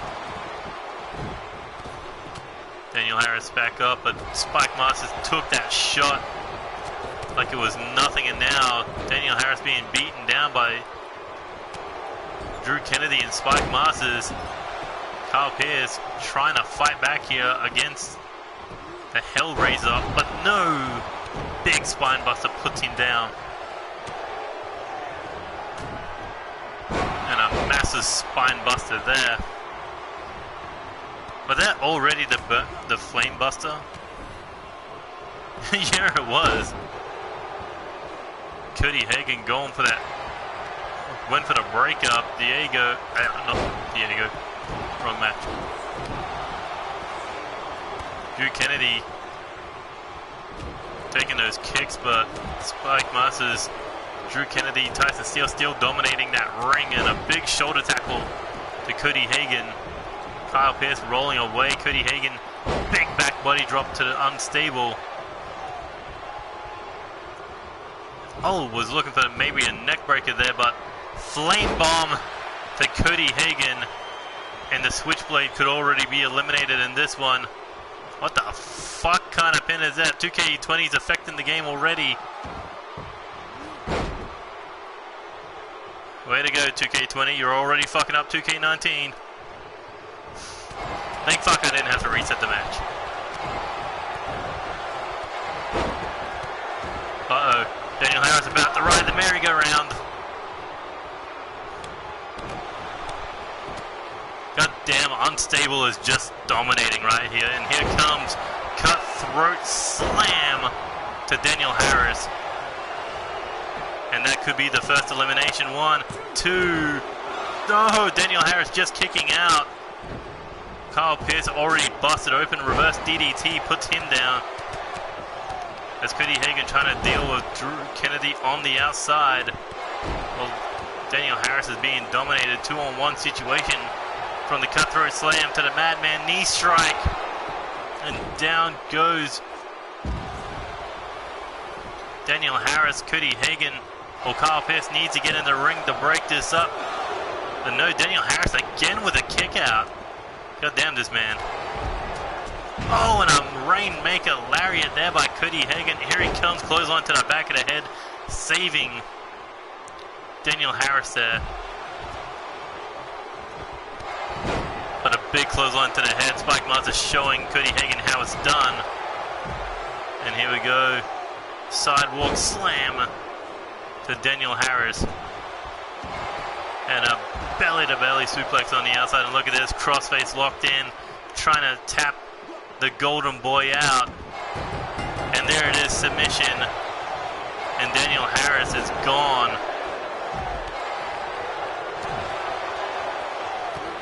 And Tyson Steele now looking to break some rib cages. And Kyle Pierce now has to deal with Spike and Drew at the same time. Cody Hagan, if he can get some kind of rally going, if he can take out Tyson Steele for the moment, Michinoku Driver may be the answer, but a German suplex, and Kyle Pierce, oh, Cody Hagan taking that chop there. Wow, yeah, no, 2K20 is really fucking with this game. I think Cody Hagan able to survive the bet of 1,000 Spikes boot to the face, staggered in, and here we go, the bloodline, the Tyson Steele cover. Drew Kennedy luckily ignoring him. Spike Masters, however, did not. Look at Kyle Pierce trying to take on Spike Masters here. Big knee to the face. And Kyle Pierce, oh, knee to the arm. And a running knee strike. Cody Hagan has him up. Fireman's carry takedown. Rolls through. Drop kick taking out Tyson Steele. Another fireman's carry takedown to Drew Kennedy. And a lariat just like that, taking out everyone. Spike Masters gives 0 fucks who you are. And Cody Hagan is like the only person in this match who can knock down Spike. But everyone but Cody Hagan is laid out, referee included. Spike Masters just took him out so no one can go for a pin. And Cody Hagan with a leg drop on the referee. Uh-oh. Not where Cody wants to be right now. 3-on-1 with Unstable. And look at Kyle Pierce taking down Spike Masters. Cody Hagan, on the other hand, not in a good place. But Kyle Pierce able to take out the power game, at least for the moment. Went for a knee strike. Not sure he connected. Oh, here he goes, looking to take out Tyson Steele with a Hurricanrana. Drew Kennedy going after Cody Hagan on the outside. Currently down to a one-on-one. Here comes Kyle Pierce, went for the drop kick off the rebound. Maybe blood in his eyes, thought he was looking at the wrong person, went low, took the knee. As Cody was looking to perhaps put things away, but no. Drew Kennedy with the counter. And here we go, looking for another submission.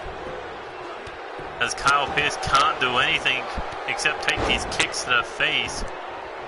But what can Cody Hagan do to Drew Kennedy? Trying to cut him down. Here we go. Snap suplex to the Hellraiser. Now attention turned to Spike, forearm to the face. But a bad place to be for Kyle Pierce. Madman knee strike, but it was stopped by Spike. Boot to the face.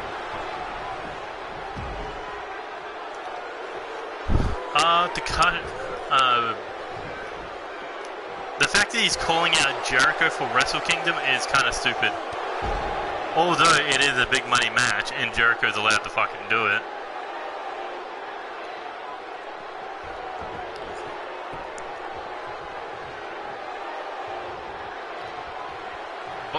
But you know, if Jericho's holding that AEW title, they're not going to have fucking... Cody won't agree to have him lose. Because they want to protect that AEW championship. I feel if they want to push that feud, Takahashi's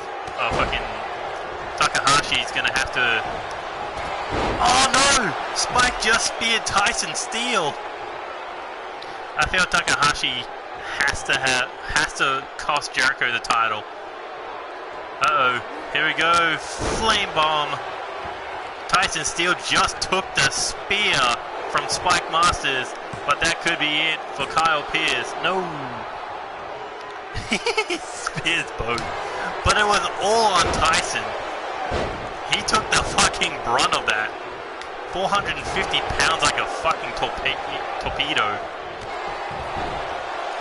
But Cody Hagan being hung up. Or Kyle Pierce being dominated. Drew Kennedy on the outside. Knee to the head of the Switchblade of Anarchy. And Kyle Pierce. Dragon Screw. Uh-oh. Tyson Steele. More blood on the face of an Anarchy member. And look at Kyle Pierce throwing him out of the ring. Looking to drop him with the apron DDT. Well, look what's waiting behind him. Dumping Kyle Pierce out of the ring. Cody Hagan busted wide open and Drew Kennedy looking to steal things with a roll-up. 1, 2, ooh, able to kick out. This is a bad place for Cody Hagan on the inside of the ring. Oh, maybe not able to find a counter. Here we go. Gets him up. Knee to the face. Busted him open. Drew Kennedy in a world of trouble. Cody Hagan. Here we go. Oh, brings him down on that neck. He needs to go for the pin while they're distracted. Here he goes, 1. Oh, and Tyson Steele with the save. If they had Daniel Harris, that could have been an elimination. But up on the shoulders now, after the Madman knee strike, a bet of 1,000 spikes. And a pin, 1, 2, 3. No, Kyle Pierce kicking out, but can Cody Hagan kick out? Yes, he can. Unstable showing that they've got the fight. Cody Hagen, big lariat, takes out Tyson Steele. But right behind him. Oh, Carl Pierce, armbar. Can he tap the big man out? No, nowhere near. Oh no! Spear out of nowhere. Burning spine buster. That could be it for Kyle Pierce. 1, 2, no! Able to kick out again. And here we go. Gut wrench. Suplex to Pierce. And a flame bomb to Cody Hagen. Is it going to be enough? Kyle Pierce can't get away from Spike and Tyson to break this up. 2. Oh, how did Cody Hagen kick out? It's not murder if they're the ones who keep kicking out. But Cody Hagen in a bad place, 3-on-1.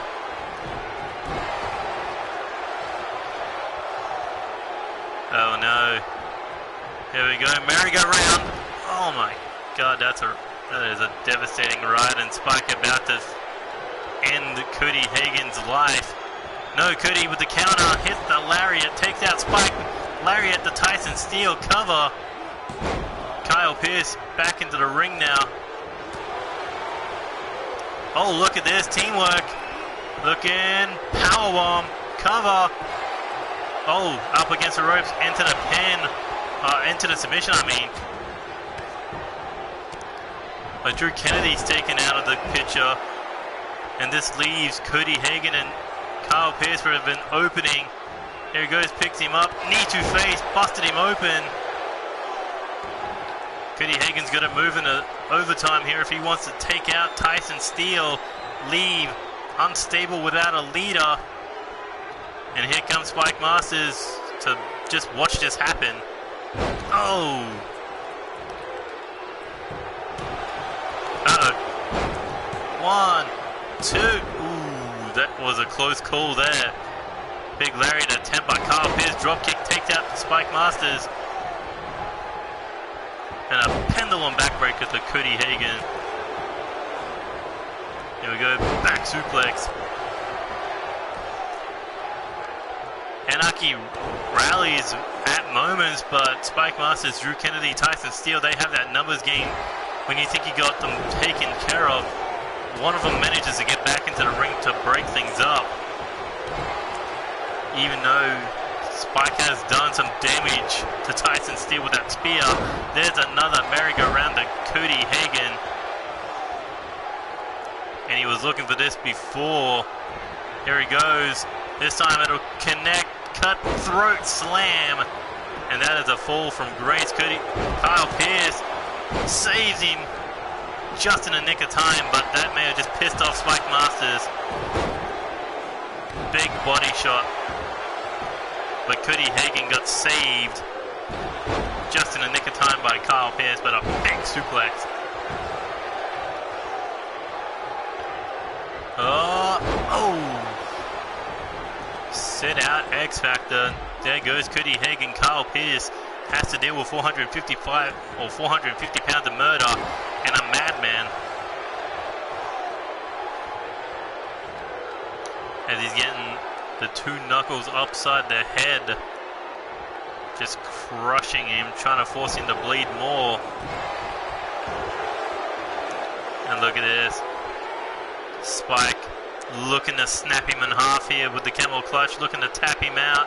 We already saw Daniel Harris tap out to the crossface. But Kyle Pierce sweeps the legs, gets away, but straight into the burning spine buster.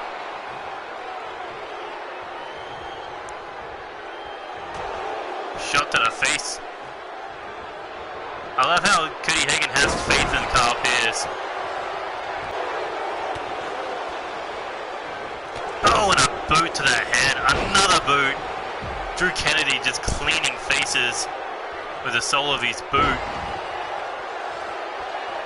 Uh-oh. Cody Hagan looking to put Drew Kennedy away, and here comes Spike Masters. And there goes Drew Kennedy. Up on the shoulders now, bet of 1,000 spikes. Oh, that could be it. Cover. 1, 2. Ooh, Cody able to kick out. Drop kick to the back of Drew Kennedy. Kyle Pearce in a world of trouble. Oh, not Kyle Pearce, Cody Hagan. Here we go.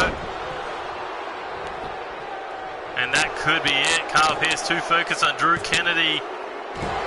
And there's a second elimination. Now it's a 3-on-1 situation for Kyle Pearce. And a headbutt to the back of the skull. And if you thought it was murder before, it's going to be a massacre now. As Tyson Steele looking to end it once and for all. The Madman knee strike. As they're all fighting for the pin. Kyle Pearce getting away. Trying to hold one in place. Oh, and a lariat to Spike, but right behind him, clubbing shot to the head.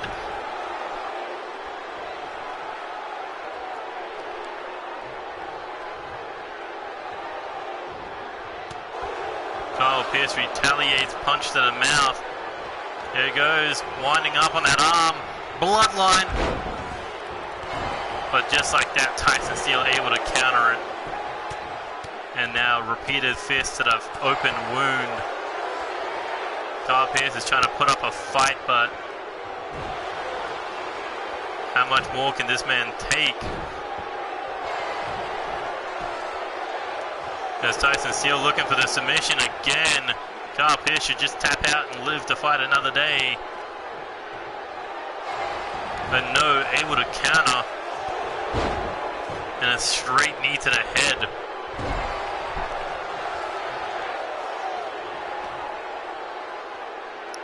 Look at that, Spike Masters claw could snap a collarbone like that.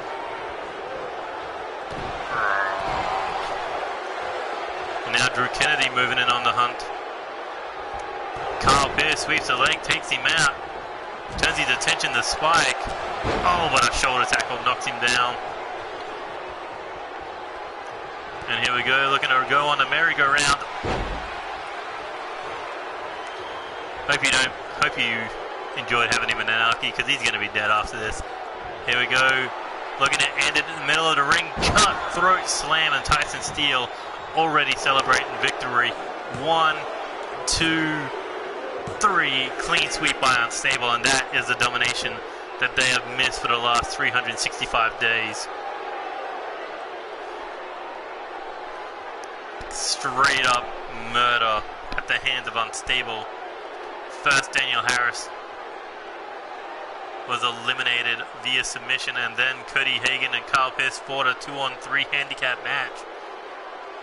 But as much as they fought, they weren't able to get that numbers game needed to eliminate any of the members, and eventually the Switchblade was taken care of.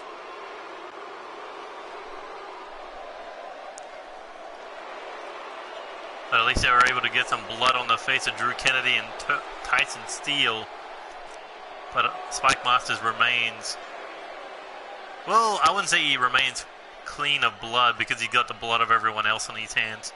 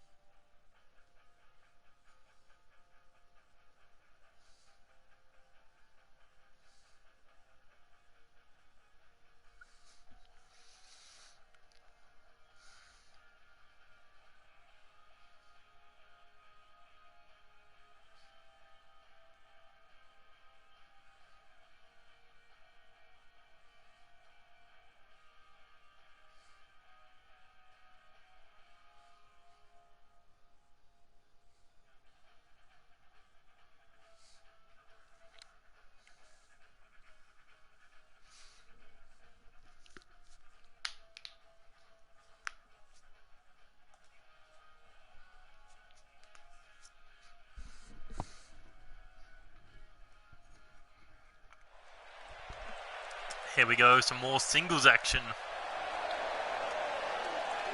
And here comes Sinistrad. He had the chance to become a 3-time tag team champion, but he said, no, I want to focus on my singles career. I want to become a future world heavyweight champion in season 4. And tonight starts my reign of dominance by taking out a friend and ally of the current world heavyweight champion in the form of Chance Nightwalker. Lance Romance, of course, being the world champion that I'm speaking of. And not to mention, he could also go after the United States champion, the King of the Ring champion, both men in Alpha. And then the live titles, the hardcore title, they could return to Alpha. So send a statement through one of the few people in Alpha that don't have titles right now.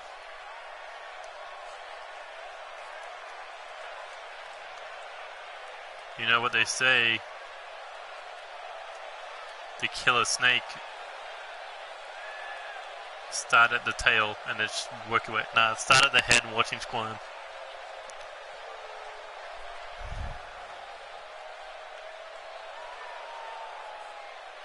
But I'm pretty sure Sinistrad, he wants to take out each and every member of Alpha one by one to get to Lance and prove that he is the dominant big man that belongs at the top of the mountain as World Heavyweight Champion. Chance, of course, being at the wrong place, wrong time.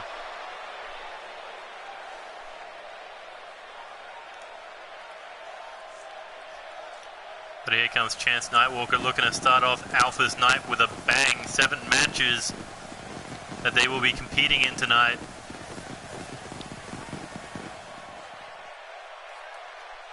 I mean, they got 2 people in the live elimination chamber. They got the US title, the King of the Ring title, the World, the Hardcore, and the Wildcard tag titles.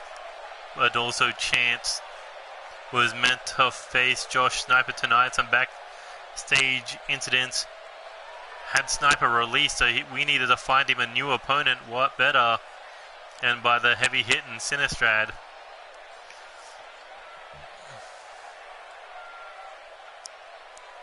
Not sure why he has a guitar though. Be a hell of a weapon if you could use it.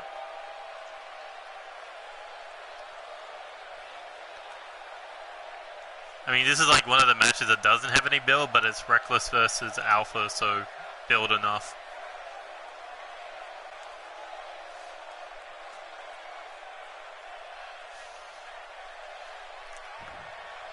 Also, fun fact, Chance is undefeated at 2-0 in NCW. Looking to keep that streak going. But first has to beat the power of Sinistrad. We've seen what it takes to beat this man. Take it from someone who knows me. It takes a lot to put Sinistrad down. That's why he and Franco were able to dominate so well as the World Tag Team Champions for well over 4 months over 2 separate title reigns. That's how he and Franco were able to dominate multi-man tag matches with every single elimination between them. Of course, we'll see Franco later tonight challenging for the World Tag Team titles in a triple threat match.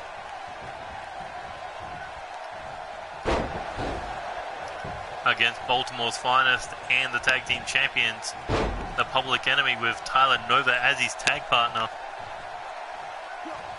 But Chance Nightwalker now looking to get in control. Here he goes, looking for a quick early submission here. Chicken wing. Oh, look how quickly Sinistrad can power out of that. Here we go, looking powerbomb. Chance in trouble, able to get free. And a kick to the body, stopping Sinistrad in his tracks. Fisherman's neck breaker there. Stolen from Tony Lee Williams. And here we go, look at this power. Picks him up, brings him back down in one swift motion. You gotta think, who knows Sinistrad better than Reckless? It's gotta be Alpha. Lance Romance, Alex Wolf, Yuri Kato have all faced off against this big man. and they know what it takes to beat him. As Chance goes for the cover. Kick to the back. Sinistrad back to his feet, taking a blow, hits the European uppercut.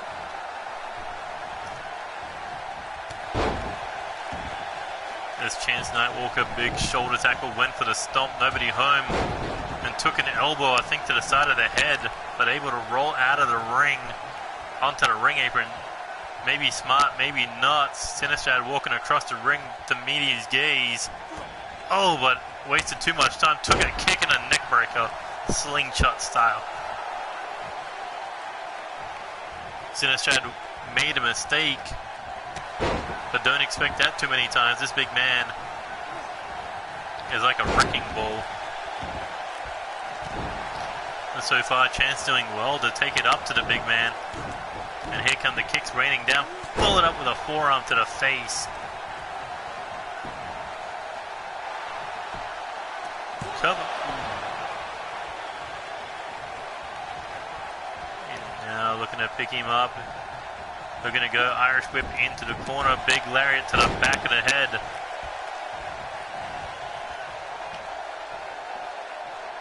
And now dragging him away from the ropes. Sets him up, middle of the ring. Coming in with a rebound. Knee strike. Neck breaker combination. And Chance working. Doing a lot of damage on that neck region of the big man.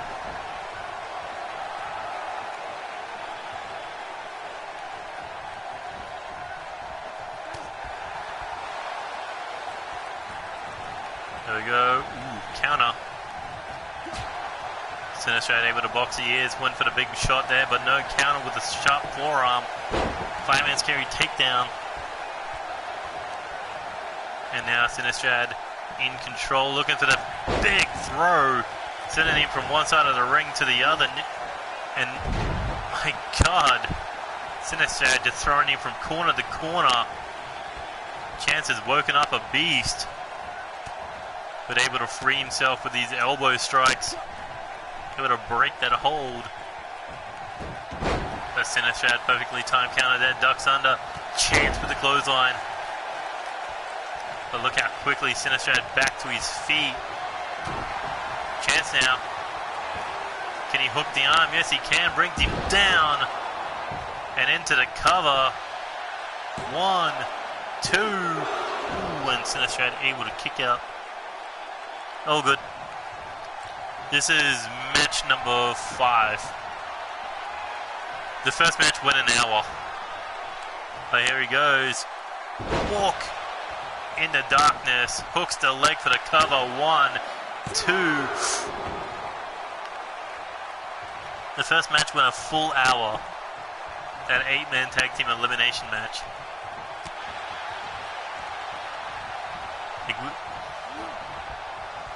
8-man tag. That's what happens when you make World Elite vs. KOD elimination. It didn't even get the first fall until half an hour into it. Here we go, Irish whip off the ropes. Comes crashing into the floor. A lot of the eliminations came by like submission, so that's why. Ow. Just ripped out a fucking piece of hair. Chance, does he have the plan to put down Sinistrad? Here he goes, looking for the armbar, leg bar combination, trying to tap the big man out. Is this his plan? Well, not a good one. Able to work down those tree trunk-like limbs, but not enough to put him down. And here we go, looking for the Paragon shift. And that could be it. Sinistrad looking to pick up the win. 1, 2. Oh, so close.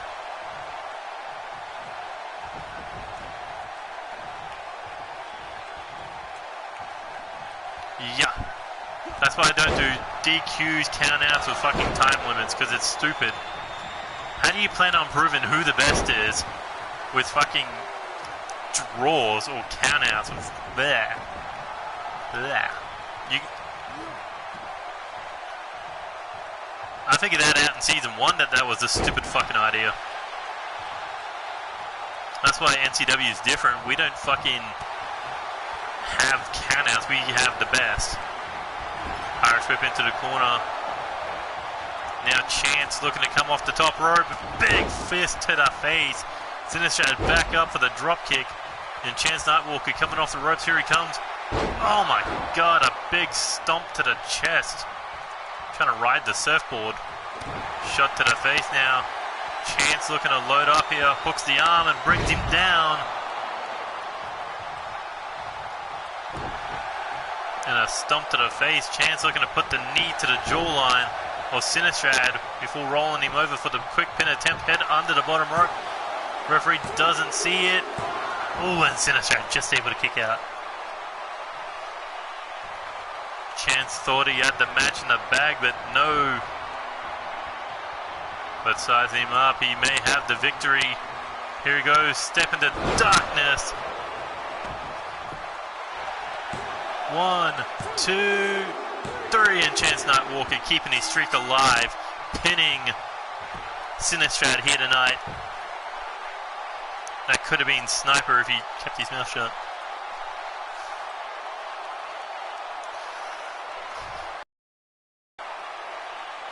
But Anarchy off to a, not Anarchy, Alpha off to a very good start tonight. 1 of 7 matches and they're starting with a win. And you gotta think Alpha cheering in the background for Chance with that win. First pay-per-view appearance, first pay-per-view win. What a way to debut at NCW The End III. Well, not debut, but pay-per-view debut.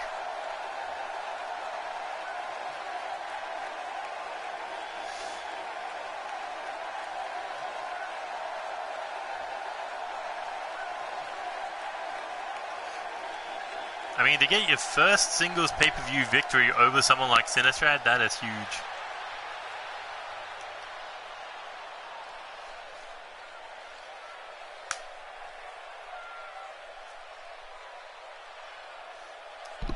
I'm pretty sure you're not going to watch that full tag match, Bullet.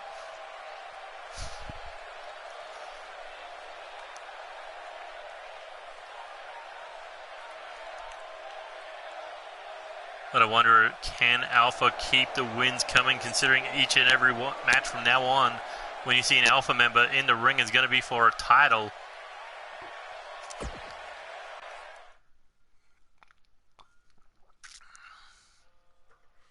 Oh, hey.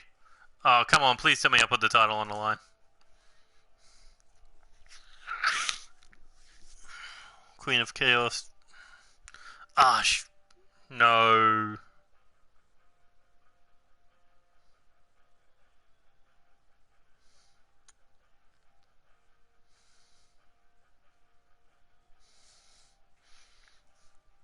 Nah, that couldn't be the reason. Fuck.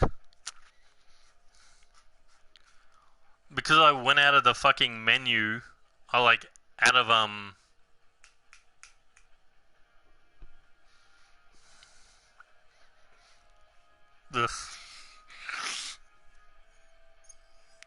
Because I went out of universe mode earlier, so maybe that could have been a reason, because I didn't set up the fucking, that title. Oh, fuck. Don't really even need the title. I'm gonna fucking name it anyway.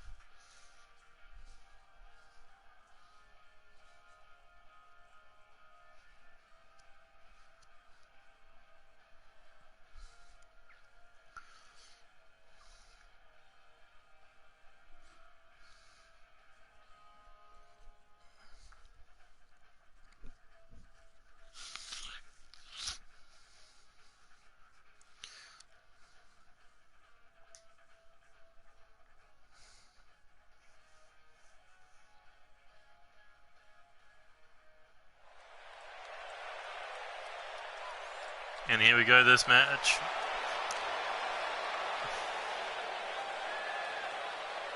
Nice. This match is for the women, or was originally for the women of the Queen of Chaos Championship. However, that will be renamed in Season 4 as the NCW Women's Hardcore Championship. The winner of this match, of course, will be crowned with that championship. And here comes Kairi Sky looking to win her first title here in NCW. She is challenged for the Women's Tag Team title at Chaos Mania 3. She is challenged for the Women's North American Championship on the 4th of July edition of NCW Season 3, and has challenged for the Women's Championship against Tony Moon at Dynasty. So can Kairi pick up her first title here tonight if she is the last woman standing in this Fatal 5-Way elimination match?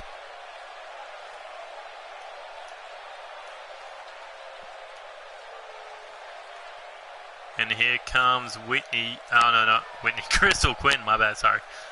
Crystal Quinn, a former Miss Money for Chaos and a former Women's Tag Team Champion. But she could pick up her first singles title here tonight if she can beat 4 other women. One of those women include her sister, Whitney. So it'll be interesting to see when those two collide. Will it be these two working together to take everyone out before sorting it out between themselves? Who walks into Season 4 with the Women's Hardcore Championship? Or is it every woman for themselves at the get-go? Ew.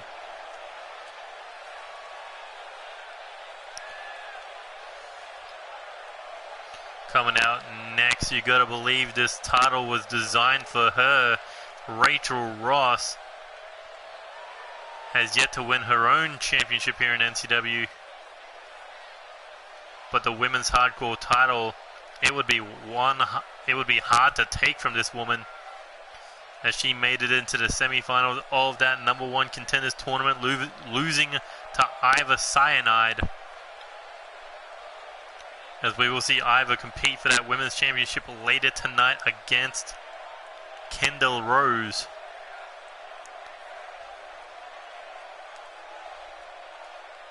But right now, Rachel Ross looking to demolish 4 other women to pick up the NCW Women's Hardcore Championship. In my opinion, I think everyone needs to work on this woman to take her down. If not, she'll do what she did at Chaos Mania 3 in that 8-woman battle royale. Oh god, 2K20, stop fucking up the games. Leave it alone. I mean, look what she did at Chaos Mania 3. She eliminated 5 women in that match. 5 out of 7. The only one she didn't eliminate was Amber James, and the one who won it, Violet Edwards.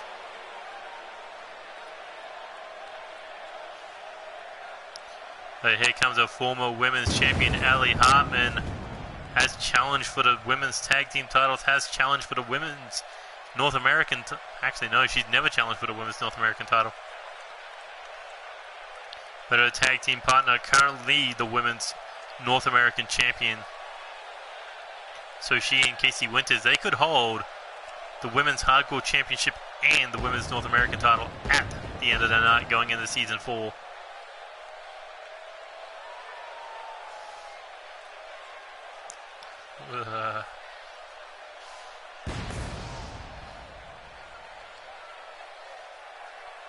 Yeah, I know, but then again, last year 2K didn't lose half their fucking development team and the original coding.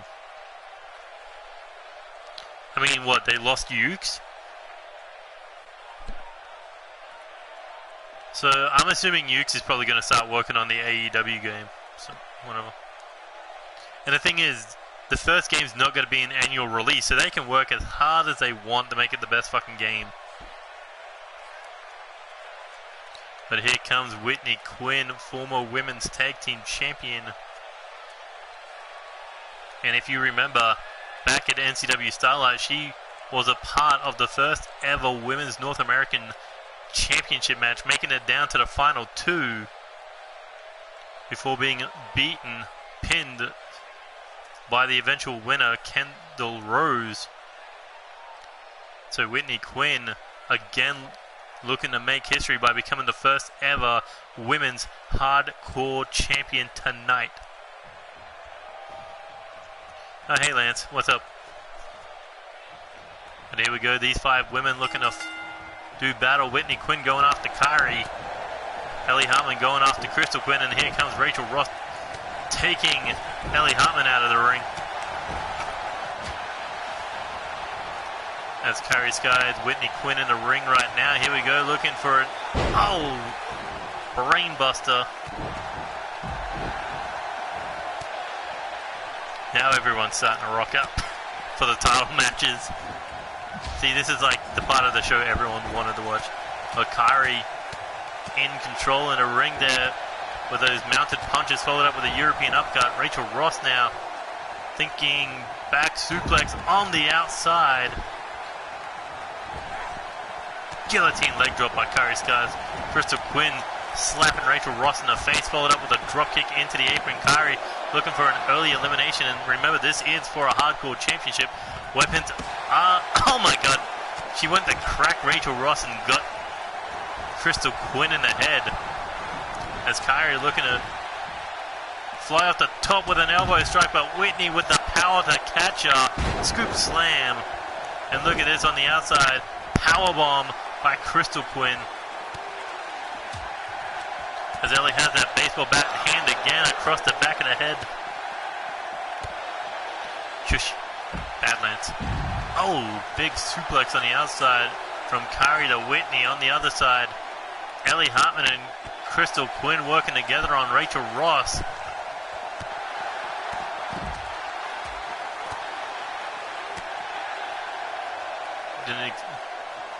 Didn't take long for this fight to spill outside the ring, but Crystal Quinn now looking for a leg drop on Rachel Ross, apron style. Oh, and Crystal Quinn trying to get the jump on Ellie Hartman. Did not go according to plan. Spin out, sit out powerbomb as Whitney Quinn taking a sledgehammer. And Crystal Quinn gonna pay for attempting a cheap shot as she eats that wheelbarrow neck breaker. Now into the cover, but kick out at 1. Does not want to be the first woman eliminated in this match.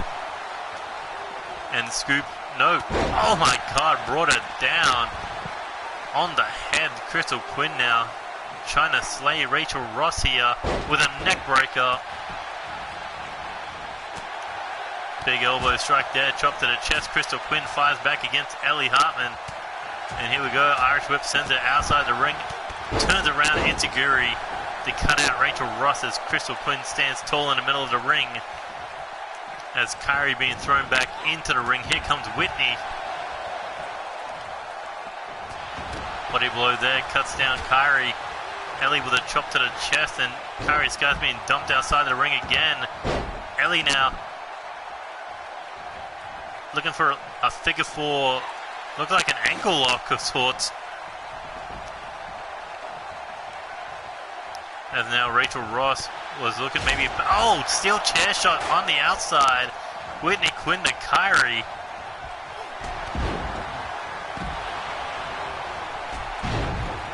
Man, Rainmaker City in the ring. And now Rachel Ross, Irish whip sends Whitney Quinn out of the, Crystal Quinn, you're getting all confused. They both have ponytails and not really of a different color. One's orange and one's brown. But it's like a dark orange. But Rachel Ross still dominating, going right after Kyrie, but Kyrie looking to fight back. But that's not a good idea. Rachel Ross, oh my god, nearly dropped her on head first on the steel step as Crystal Quinn greeting her sister with a kick to the body. Looks like all bets are off. These two gunning to become the first ever women's hardcore champion. And imagine if one could eliminate the other. That would not be a good family reunion. As Whitney Quinn looking to lock her up. Oh my god, power driver on the outside. Kick to the body. Crystal Quinn hits the knee to the rib cage. As Ellie and Kyrie looking to work together to work down Rachel Ross. And here we go. Meteora to Whitney. Quinn hooks the leg for the cover. Will she be the first one eliminated? 2, 3, and there goes Whitney. Crystal Quinn taking out her own flesh and blood to become women's hardcore champion as she turns her attention straight to Ellie Hartman with a DDT.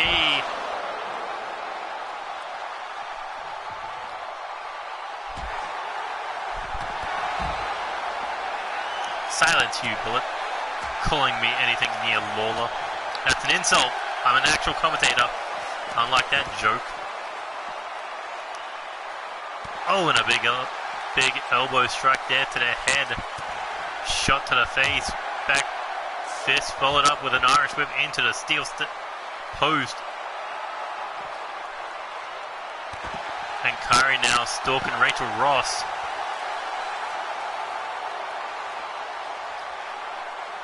As Whitney Quinn finally recovered, finally realized what happened. First one eliminated.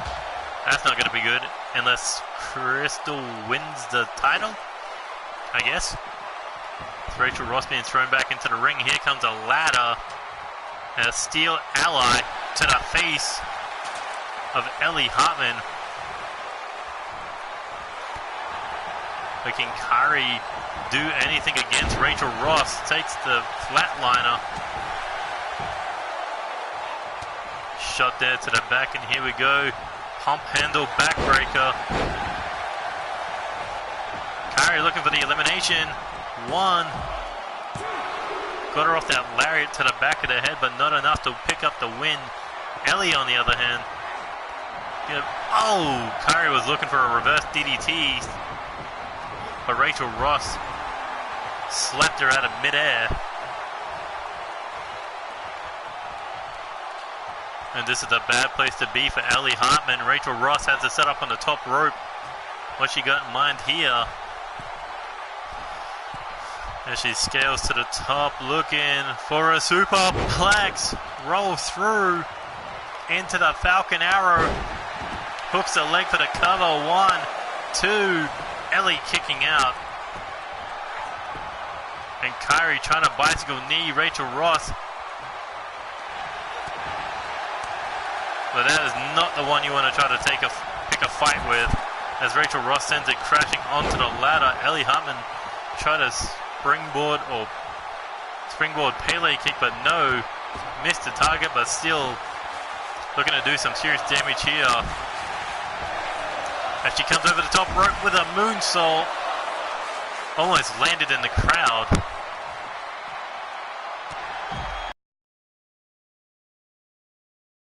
She could be the next one eliminated here as Ellie Hartman rolls her over for a pin. 1, 2. No, Crystal Quinn able to survive. Ellie Hartman trying to work down that arm, but Crystal Quinn forearm to the face staggers the former women's champion. And here comes former Miss Money for Cass. Oh, cheap shot. Backstabber combination by Ellie Hartman. Ellie looking to end the drought, the championship drought tonight. Do whatever it takes. As Rachel Ross, pile driver in the ring, pump handle X Factor outside the ring. Kyrie in trouble, but Ellie looking for a pin attempt. And there goes Crystal Quinn. Ellie Hartman doing whatever it took to eliminate her. And now it's down to 3.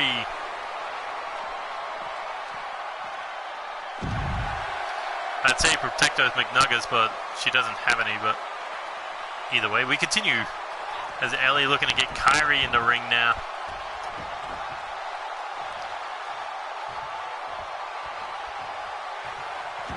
Oh god, this would be a dominating tag team. Ellie Hartman and Rachel Ross. But Ellie now looking for the elimination. Oh, no, Ellie, yeah, Ellie.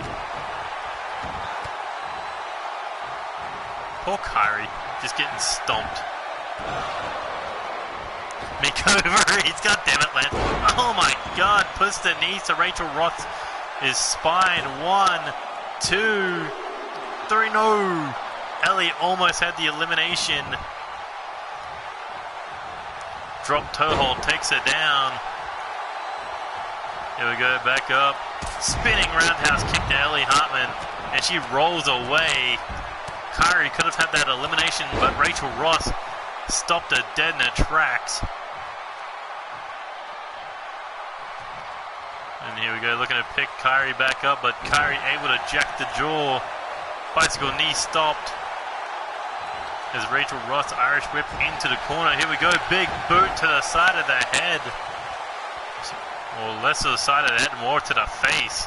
That one would have turned your lights out. I think Corvo would have been proud of that one. Well, Rachel Ross scaling to the top rope. What she got in mind here. Carries Kyrie up to the top. Uh-oh. Super powerbomb. God damn. Holy shit. Holy shit. Holy shit. No sell. And here comes Kyrie now, coming off the rope, full head of steam. Oh, hits the flatliner.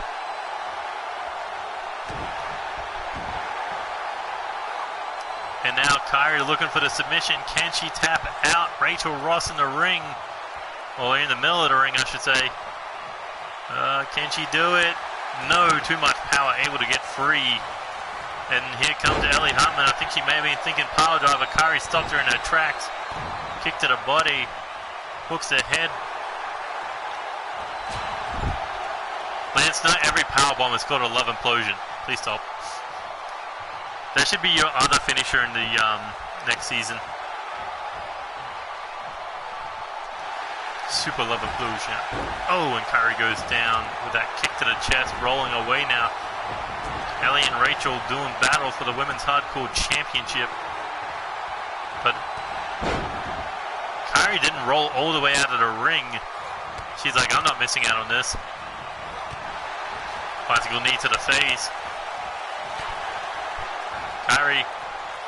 Here we go. Backbreaker, neckbreaker combination.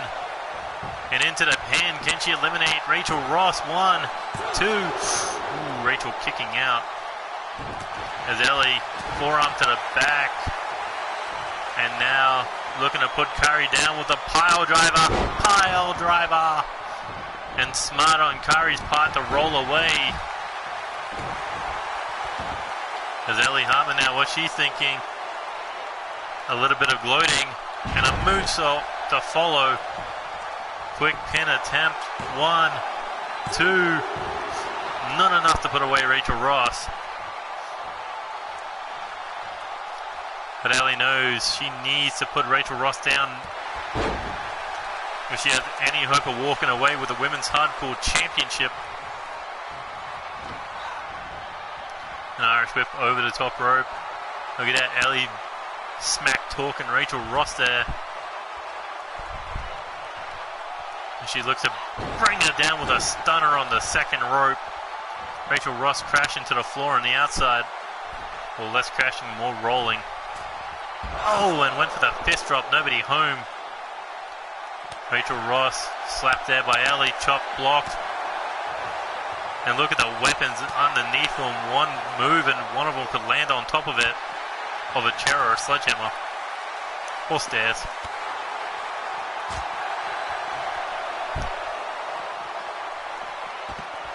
But Kyrie now back to her feet, stalking Ellie Hartman for that pile driver.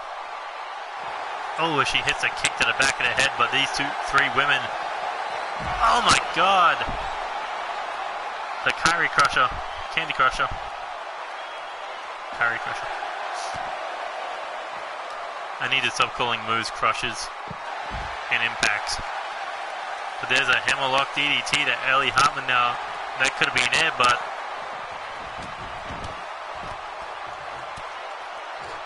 big lariat takes it out.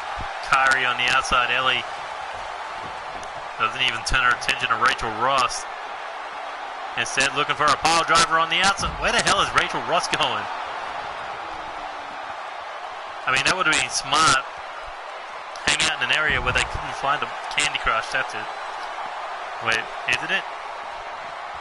Candy Crush, yeah. Uh-oh. Lands on the chair. At least her leg did, but this is going to be worse. Oh my god. Corkscrew brainbuster on the chair. Kyrie looking for a brainbuster on the knee. Saving Ellie Hartman there, at least for the moment. The most hardcore this match has been, I think. Kyrie hit Whitney with a steel chair in the head. Or Ellie hitting Crystal with a baseball bat in the face. Sends her over the top rope. Kyrie, forearm to the face. Here we go, looking to bring her in. Over the top rope, exploder. And Rachel Ross picking the bones. Knee to the body. Rachel looking to put this one away. And that could be it. Pump handle X Factor. 1, 2. Kyrie kicks out.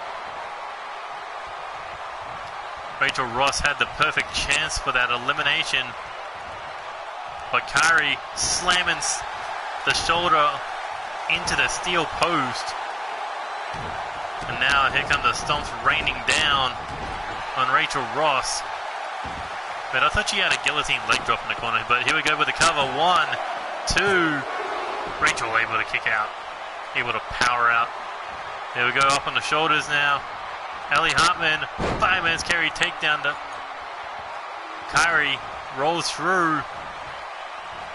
Looking for a second one.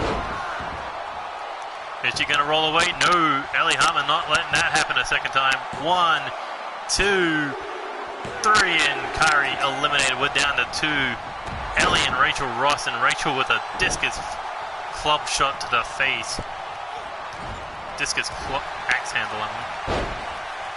But now one of these two women will be entering NCW Season 4 with the brand new NCW Women's Hardcore Championship. That name will be etched in history as the first ever. And Ellie Hartman thinks she's got what it takes to put down Rachel Ross with a shoulder tackle. And Rachel Ross showing off. Oh, and a fist to the face knocks her down. Back up, kick to the body. Ellie trying to get back in a ring. Rachel not letting her do that. Discus forearm to the back of the skull. And Rachel Ross stands tall.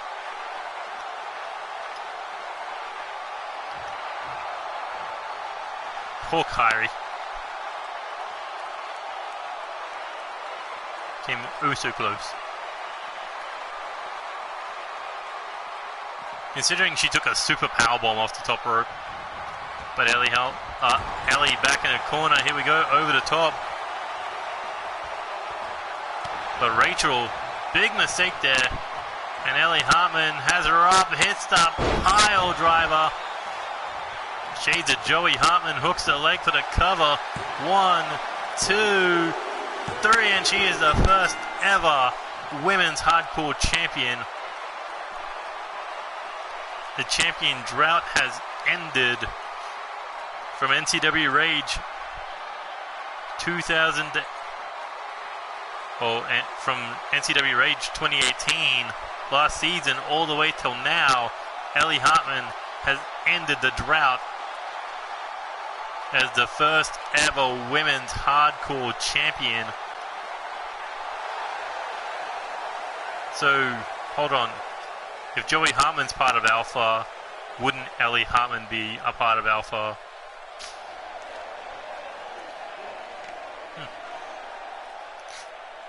And by definition, Casey Winters be a part of Alpha?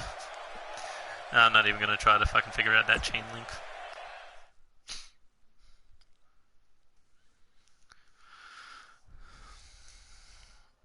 Would have been good if I actually had the picture, but...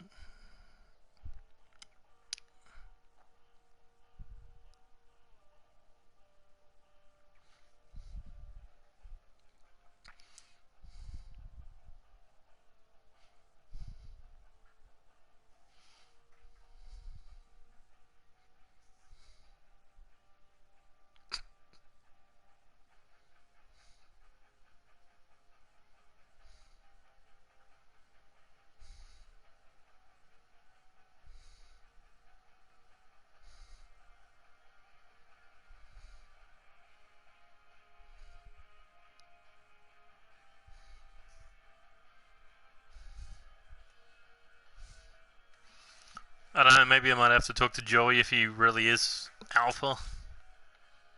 Also, that he needs a fucking Twitter account.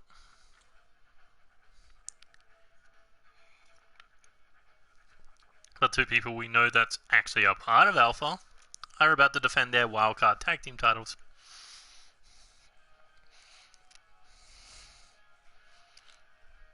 Well, if Ellie and Casey Winters were a part of Alpha, that means you guys would be holding 2 of the 4 women's titles.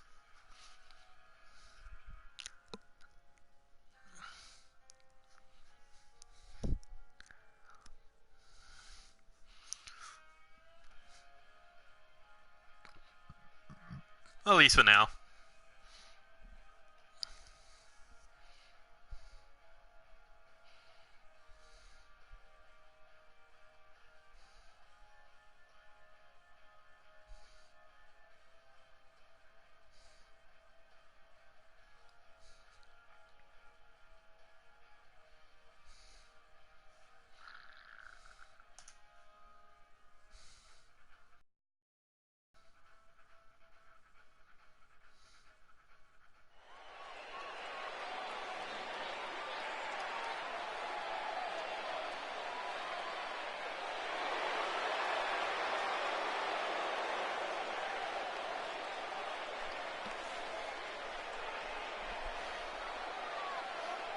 I got digital.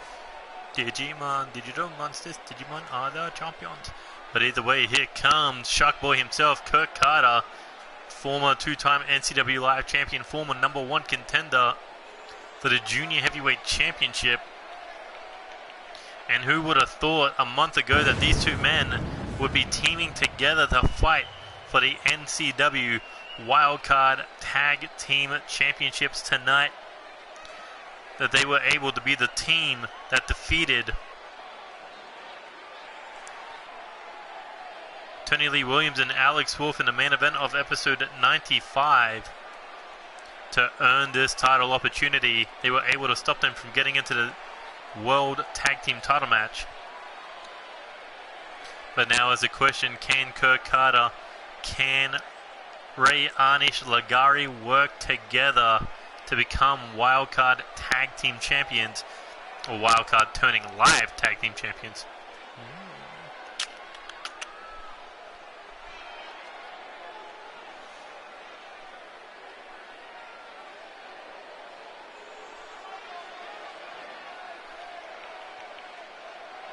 That ref tripped him.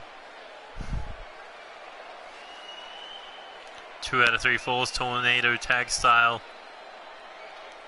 I mean, you think about it, they've got the champions' numbers beating them in that tag match, beating them in a 6-man tag team war when they teamed up with Robert Leach, the #1 contender for the junior heavyweight title.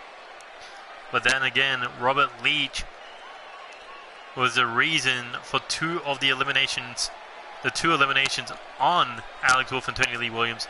They don't have that tonight.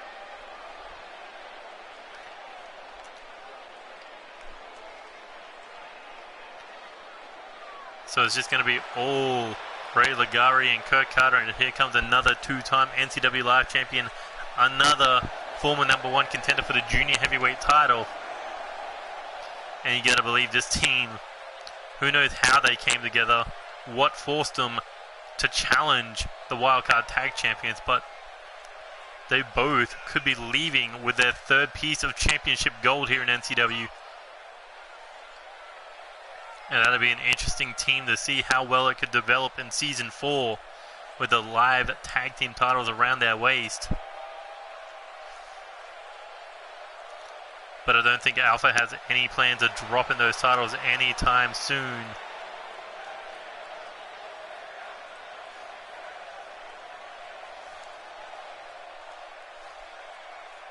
But individual entrances for the challengers, the champions, however, on the same page. And here come the Wildcard Tag Team Champions, Alex Wolf and Tony Lee Williams. They laid down the gauntlet and said any team who could, not any team, any 2 men who could step up and challenge them and defeat them, that they would defend the tag team titles. But if no one could stop them, they would be going for those world tag team titles. We saw Evan Edwards and Andy Cox push the champions to the limit, not enough to slow them down. We saw Alex Wolf and Tony Lee Williams destroy Tony Starr and Big Tito with no real competition between those two. But now they have been pushed past their limits against Rayanish Lagari, who got the pin over Tony Lee Williams to earn this title shot. And not to mention how well they bloodied up Alex Wolf.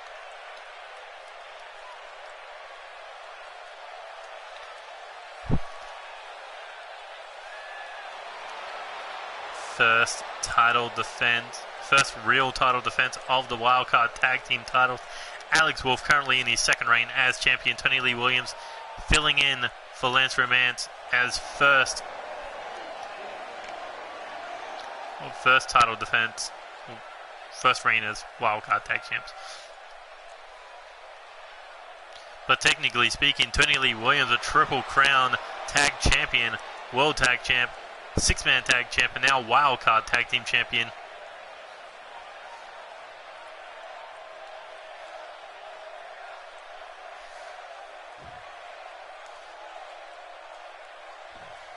Well, the Wildcard Tag title is going to become the Live Tag title, so...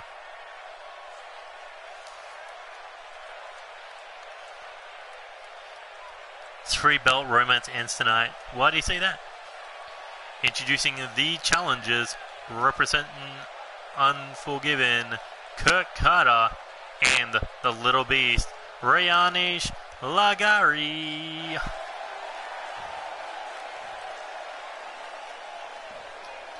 Oh yeah, the live title. And introducing the champions.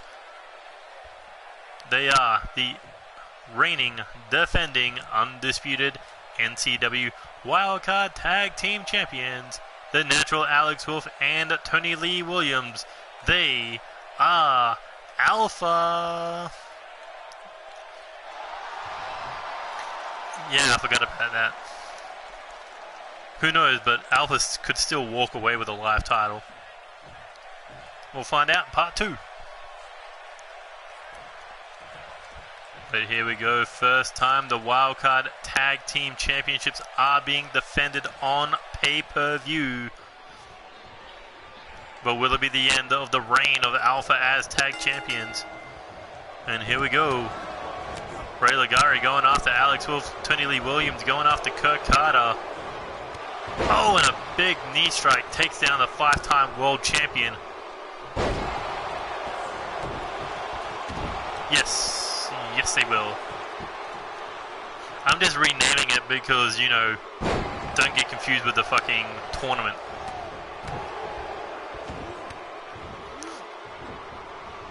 The wildcard needs to be a tournament.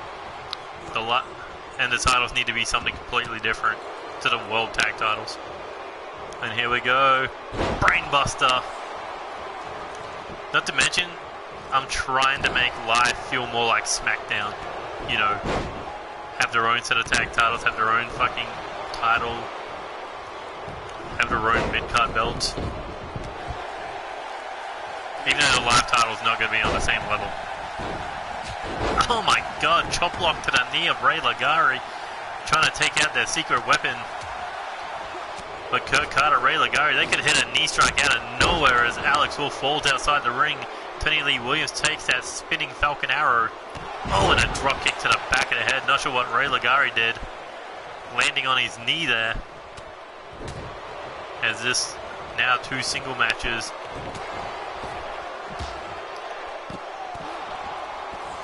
And here we go now. Rebound. Kurt Carter ducks under. Oh, but Tony Lee Williams with a weight advantage, knocking him down. And now pulls him back to his feet. Tony Lee Williams has him up on the shoulders. Drops him to his feet, hits the discus punch to the mouth. And now hooks the head. Tony Lee Williams picks him up for his own spinning Falcon Arrow. Goes in for the first cover of the match. But too early for the first fall. This is the last match of part 1. As Tony now top rope, big man looking to fly with a frog splash. Trying to splatter Kurt Carter's insides. As Ray Ligari Irish whip into the steel.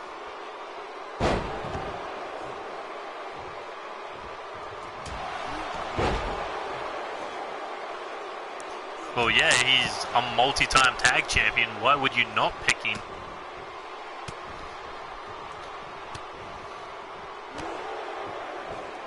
They did. Lance is supposed to be the tag champion. And now into the cover one. It's just everyone else in Alpha is busy with other title belts. And here we go. Looking for the locked and loaded. Oh, straight in the face of Kurt Carter. Look at that, Alex and Tony in full control.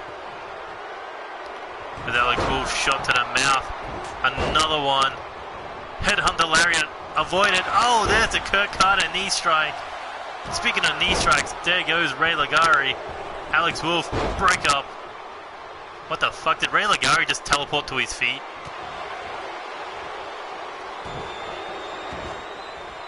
Oh, and an enziguri to Alex Wolf. That synchronization would have worked, but Kurt Carter, Ray Ligari looking to put down Alex Wolf there. Knee strike. What the fuck? 1, 2, 3. Oh, almost the first fall. As Tony hit that massive lariat. And now Alpha back in control. I wouldn't say black magic, I'd say Indian magic. Kurt Carter, Ray Ligari currently in control, but a fireman's carry puts down two-time live champion Tony Lee Williams in his own right, former live champion. Actually, he's a Grand Slam champion. Kurt Carter, Meteora, taking down Tony Lee Williams, crossface by Ray Ligari, the two junior heavyweights currently in control. Imagine that, wildcard tag champions, junior tag team champions when the titles come into season 4. Or the junior exclusive Sky Zone. Back body drop there by Kurt Carter, not one from Ray Ligari, and there's a DDT to bust him open. And here we go, hooks those arms, thinking butterfly power driver, but Kurt Carter went over and hit the Hurricanrana. And here comes the wolf bite to Ray Ligari. Kurt Carter looking to dive. Cover. What? Ooh, but there's the save. Hooks the head, kick to the body now. Corkscrew neck breaker. And now the punch raining down. Alex Wolf looking for blood, looking to double down. As Ray Ligari still recovering from that wolf's bite. As Kurt Carter with a knee strike, but not the knee strike that ends the match. The flash knee. He just pushed him off the apron. Oh, forearm to the face. Alex Wolf back in the ring. Hooks the head. Ray Ligari, Tony Lee Williams outside the ring. And here we go. Rolls through. He hits the double knees. Alex Wolf now looking to take a page out of Lance Romance's playbook. 1, 2. Not enough. Kurt Carter able to kick out. Oh, there's that flash knee on the chin of Alex Wolf. But Tony a little too busy. Gets back in the ring. Can he make it? Yes, he can for the breakup. Alex Wolf is able to kick out. Sub. Slap to the chest. Knee to the body. Tony Lee Williams looking to come off the top rope again. Here he comes. Oh, what is he thinking here? Oh my god! Cannonball senton to Ray Ligari. Both men are out.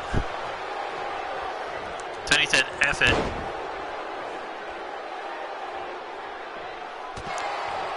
Tony Lee Williams getting suicidal in this one. But back and forth, Ray Ligari with the upper hand there. Kurt Carter, powerbomb style. That's a shout out to Lance Romance. Sit out powerbomb, but not enough to work. As Tony now back in the ring, but Ray Ligari behind him. Ran straight into Tony. Shot there to the knee, staggered him. Clothesline sends Tony out of the ring. As Alex Wolf now shot to the face. Kurt Carter in trouble, looking to float him over. Drops him face first on the knee. As Tony Lee Williams now thrown back into the ring. Ray Ligari heading to the top rope. Kurt Carter on a one-way trip outside the ring. Elbow strike, no one home. As Tony connects with a DDT on a bloodied Ray Ligari. Kick to the body on the outside. Oh, and there's a headhunter lariat. Cover, 1, 2, and the tag champions almost scoring the first fall of the match. Tony went for the jab, nobody home. Ray Ligari went for the leg, got stopped dead in his tracks as Kurt Carter throwing Alex Wolf back in the ring, kick to the head to Ray Ligari. Jab there. Bang. Oh my god, so much spinning. As Kurt Carter goes for the cover, Tony with a breakup. Slaps it, chop to the chest. Kurt Carter went for a second one. Tony able to stop him and back and forth over the top of Alex Wolf. Kick to the body. Tony drops him head first on the knee. Was that a Uranagi slam by Ray Ligari? Kick to the body. Tony now, what's he thinking? Powerbomb into the cutter. Alex Wolf on the other hand about to take a knee to the face. The rising lion knee strike. And Tony catches the pin, able to break it up. As Ray Ligari looking to fire back. Tony Lee Williams with a counter there. Bicycle knee cuts him down. And this is a grueling tornado tag style match. Still no fall. And a suplex pile driver. Hooks a leg for the cover. Alex Wolf breaks it up just in the nick of time on that 2 count. Wall spite over the back of the referee. Cover. Hooks the leg. 1, 2. Ooh, and Kurt Carter just able to kick out. Alex Wolf begging him to bring it. I'm pretty sure you don't want that. As Tony hits the lariat on Ray Ligari, who tried to get straight back up but took the DDT.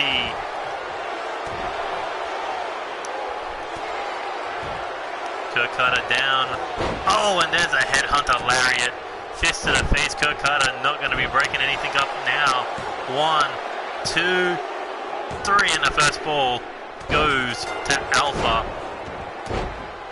Next fall, or as Alpha gets the next fall, they retain in a clean sweep. And you know that felt good for Tony to get a little bit of payback on Ray Ligari for pinning him in that tag match. As Alex Wolf has Kurt Carter up, shot to the face, here we go. Looking to drop him on the knee.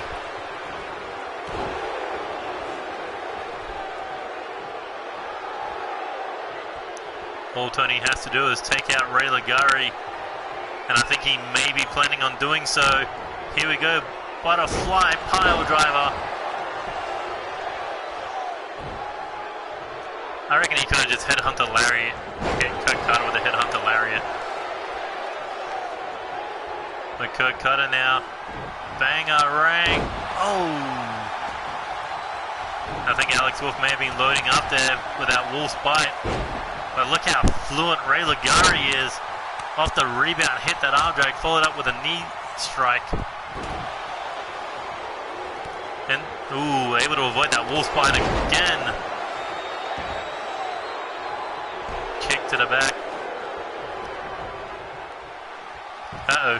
Headhunter lariat locked and loaded. Oh, and that could be it for Kurt Carter. Look at this, Tony looking to steal the pin while Ray is distracted. Oh, and there's that rising lion knee strike. Tony, quick breakout, has Alex's back. Thought he could win the match before Alex took the shot to the face. Oh, and there's that lifting arm drag neck breaker. This has been a bloody match. Well, only bloody if you're Ray Ligari. Grueling match on all 4 men. As Alex Wolf about to take another knee to the head. If he can't stop Kurt Carter's flash knee, that could be full number 2 to make it sudden death. As Ray Ligari has Tony neutralized. 1, 2. Alex Wolf able to kick out. I like how everyone's got a fucking knee strike in this match. Went for the Hurricane, nobody home. Alex Wolf. I love how fluent fucking Ray Ligari is with that. Alex Wolf and Tony are both down right now. Oh, but a little bit of miscommunication. And here we go. Looking for the sit-out powerbomb. Tony Lee Williams out on his feet right now. As Ray Ligari trying to take him out of the ring, give Kurt Carter the advantage. He needs to get that pinfall. And here he goes looking for a powerbomb. Deadlifts him back up for a second one. And here he comes for a third. As Tony back to his feet, back in the ring, drop kick to the back of the head. Back. And Ray Ligari now looking to fire off with a rising lion knee strike, and that one busting Tony wide open. Shot there, knocks down Kurt Carter. That's Alex Wolf with a breakup. Shot to the back there, here he goes, up on the shoulders. Spins him out, sit out powerbomb, cover, Kurt Carter with a kick to the back.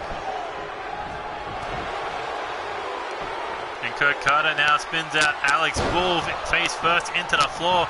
Tony jumped on top, but Kurt Carter with a breakup.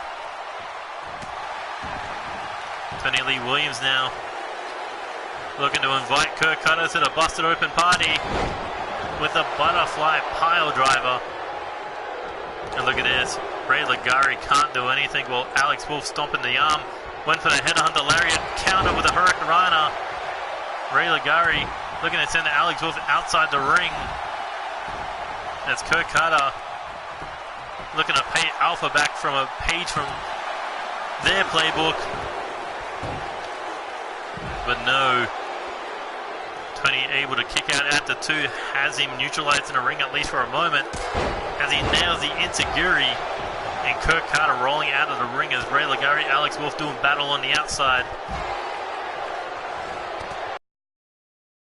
Strikes and the kicks to the leg. Tony Lee Williams top rope looking to fly. Earlier, oh my god, changed it up with an elbow strike. Kurt Carter up on the shoulders, kind of neutralized here, maybe not. Hits the elbows to break free. As Alex Wolf coming in. He's like, nah, you're fine. I'll go after you again. Forearm to the face. Here we go, Alex Wolf looking to bring him over with a suplex. Trying to pick him up, and no, jacks the jaw. Kurt Carter running powerbomb. That is a lot of power to bring him down like that. And now looking for a submission. Can he tap out Tony Lee Williams to go into sudden death? No, Tony able to outpower him. Irish whip into the corner now. Ray Ligari, what's he got in mind here? Butterfly backbreaker.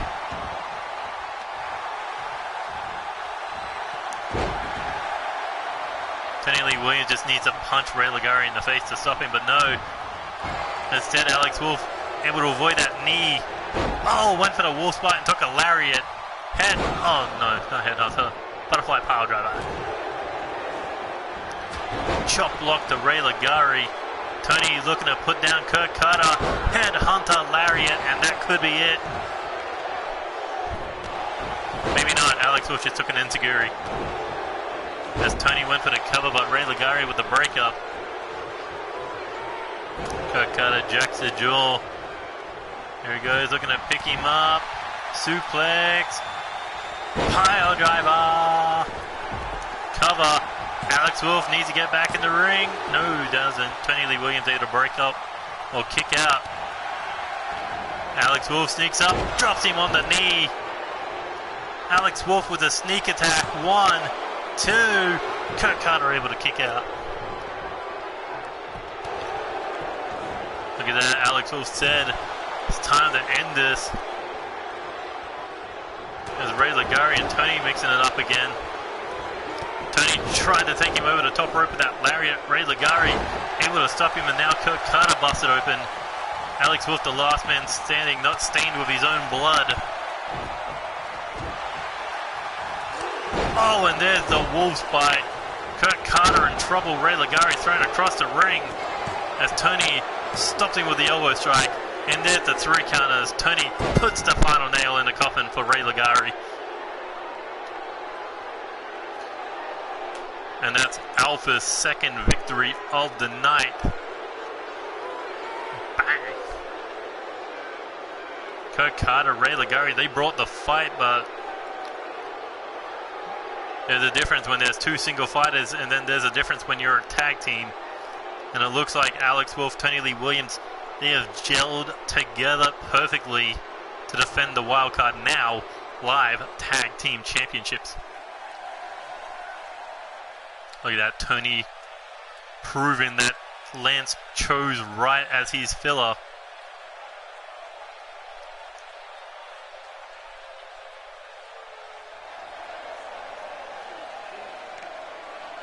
But I'm pretty sure they're going to have to put a couple of staples in Tony's head before they celebrate. But that has been it for part 1 of NCW The End III. Don't go far, because we will be coming back soon with part 2 of this amazing action. Anyway, if you enjoyed any of the matches, hit that like button, share with your friends, subscribe to the channel if you already haven't. Hit that bell button to stay up to date with NCW action. And you can follow us on Twitter at NCWXTREME to stay up to date with everything news related in the world of Neo Chaos Wrestling. Anyway, that's been it for part 1. Give me about maybe 20 minutes to set up part 2. Anyway, time to say goodbye, good night, good luck, see you later. Oh, not see you later, see you for now. Adios.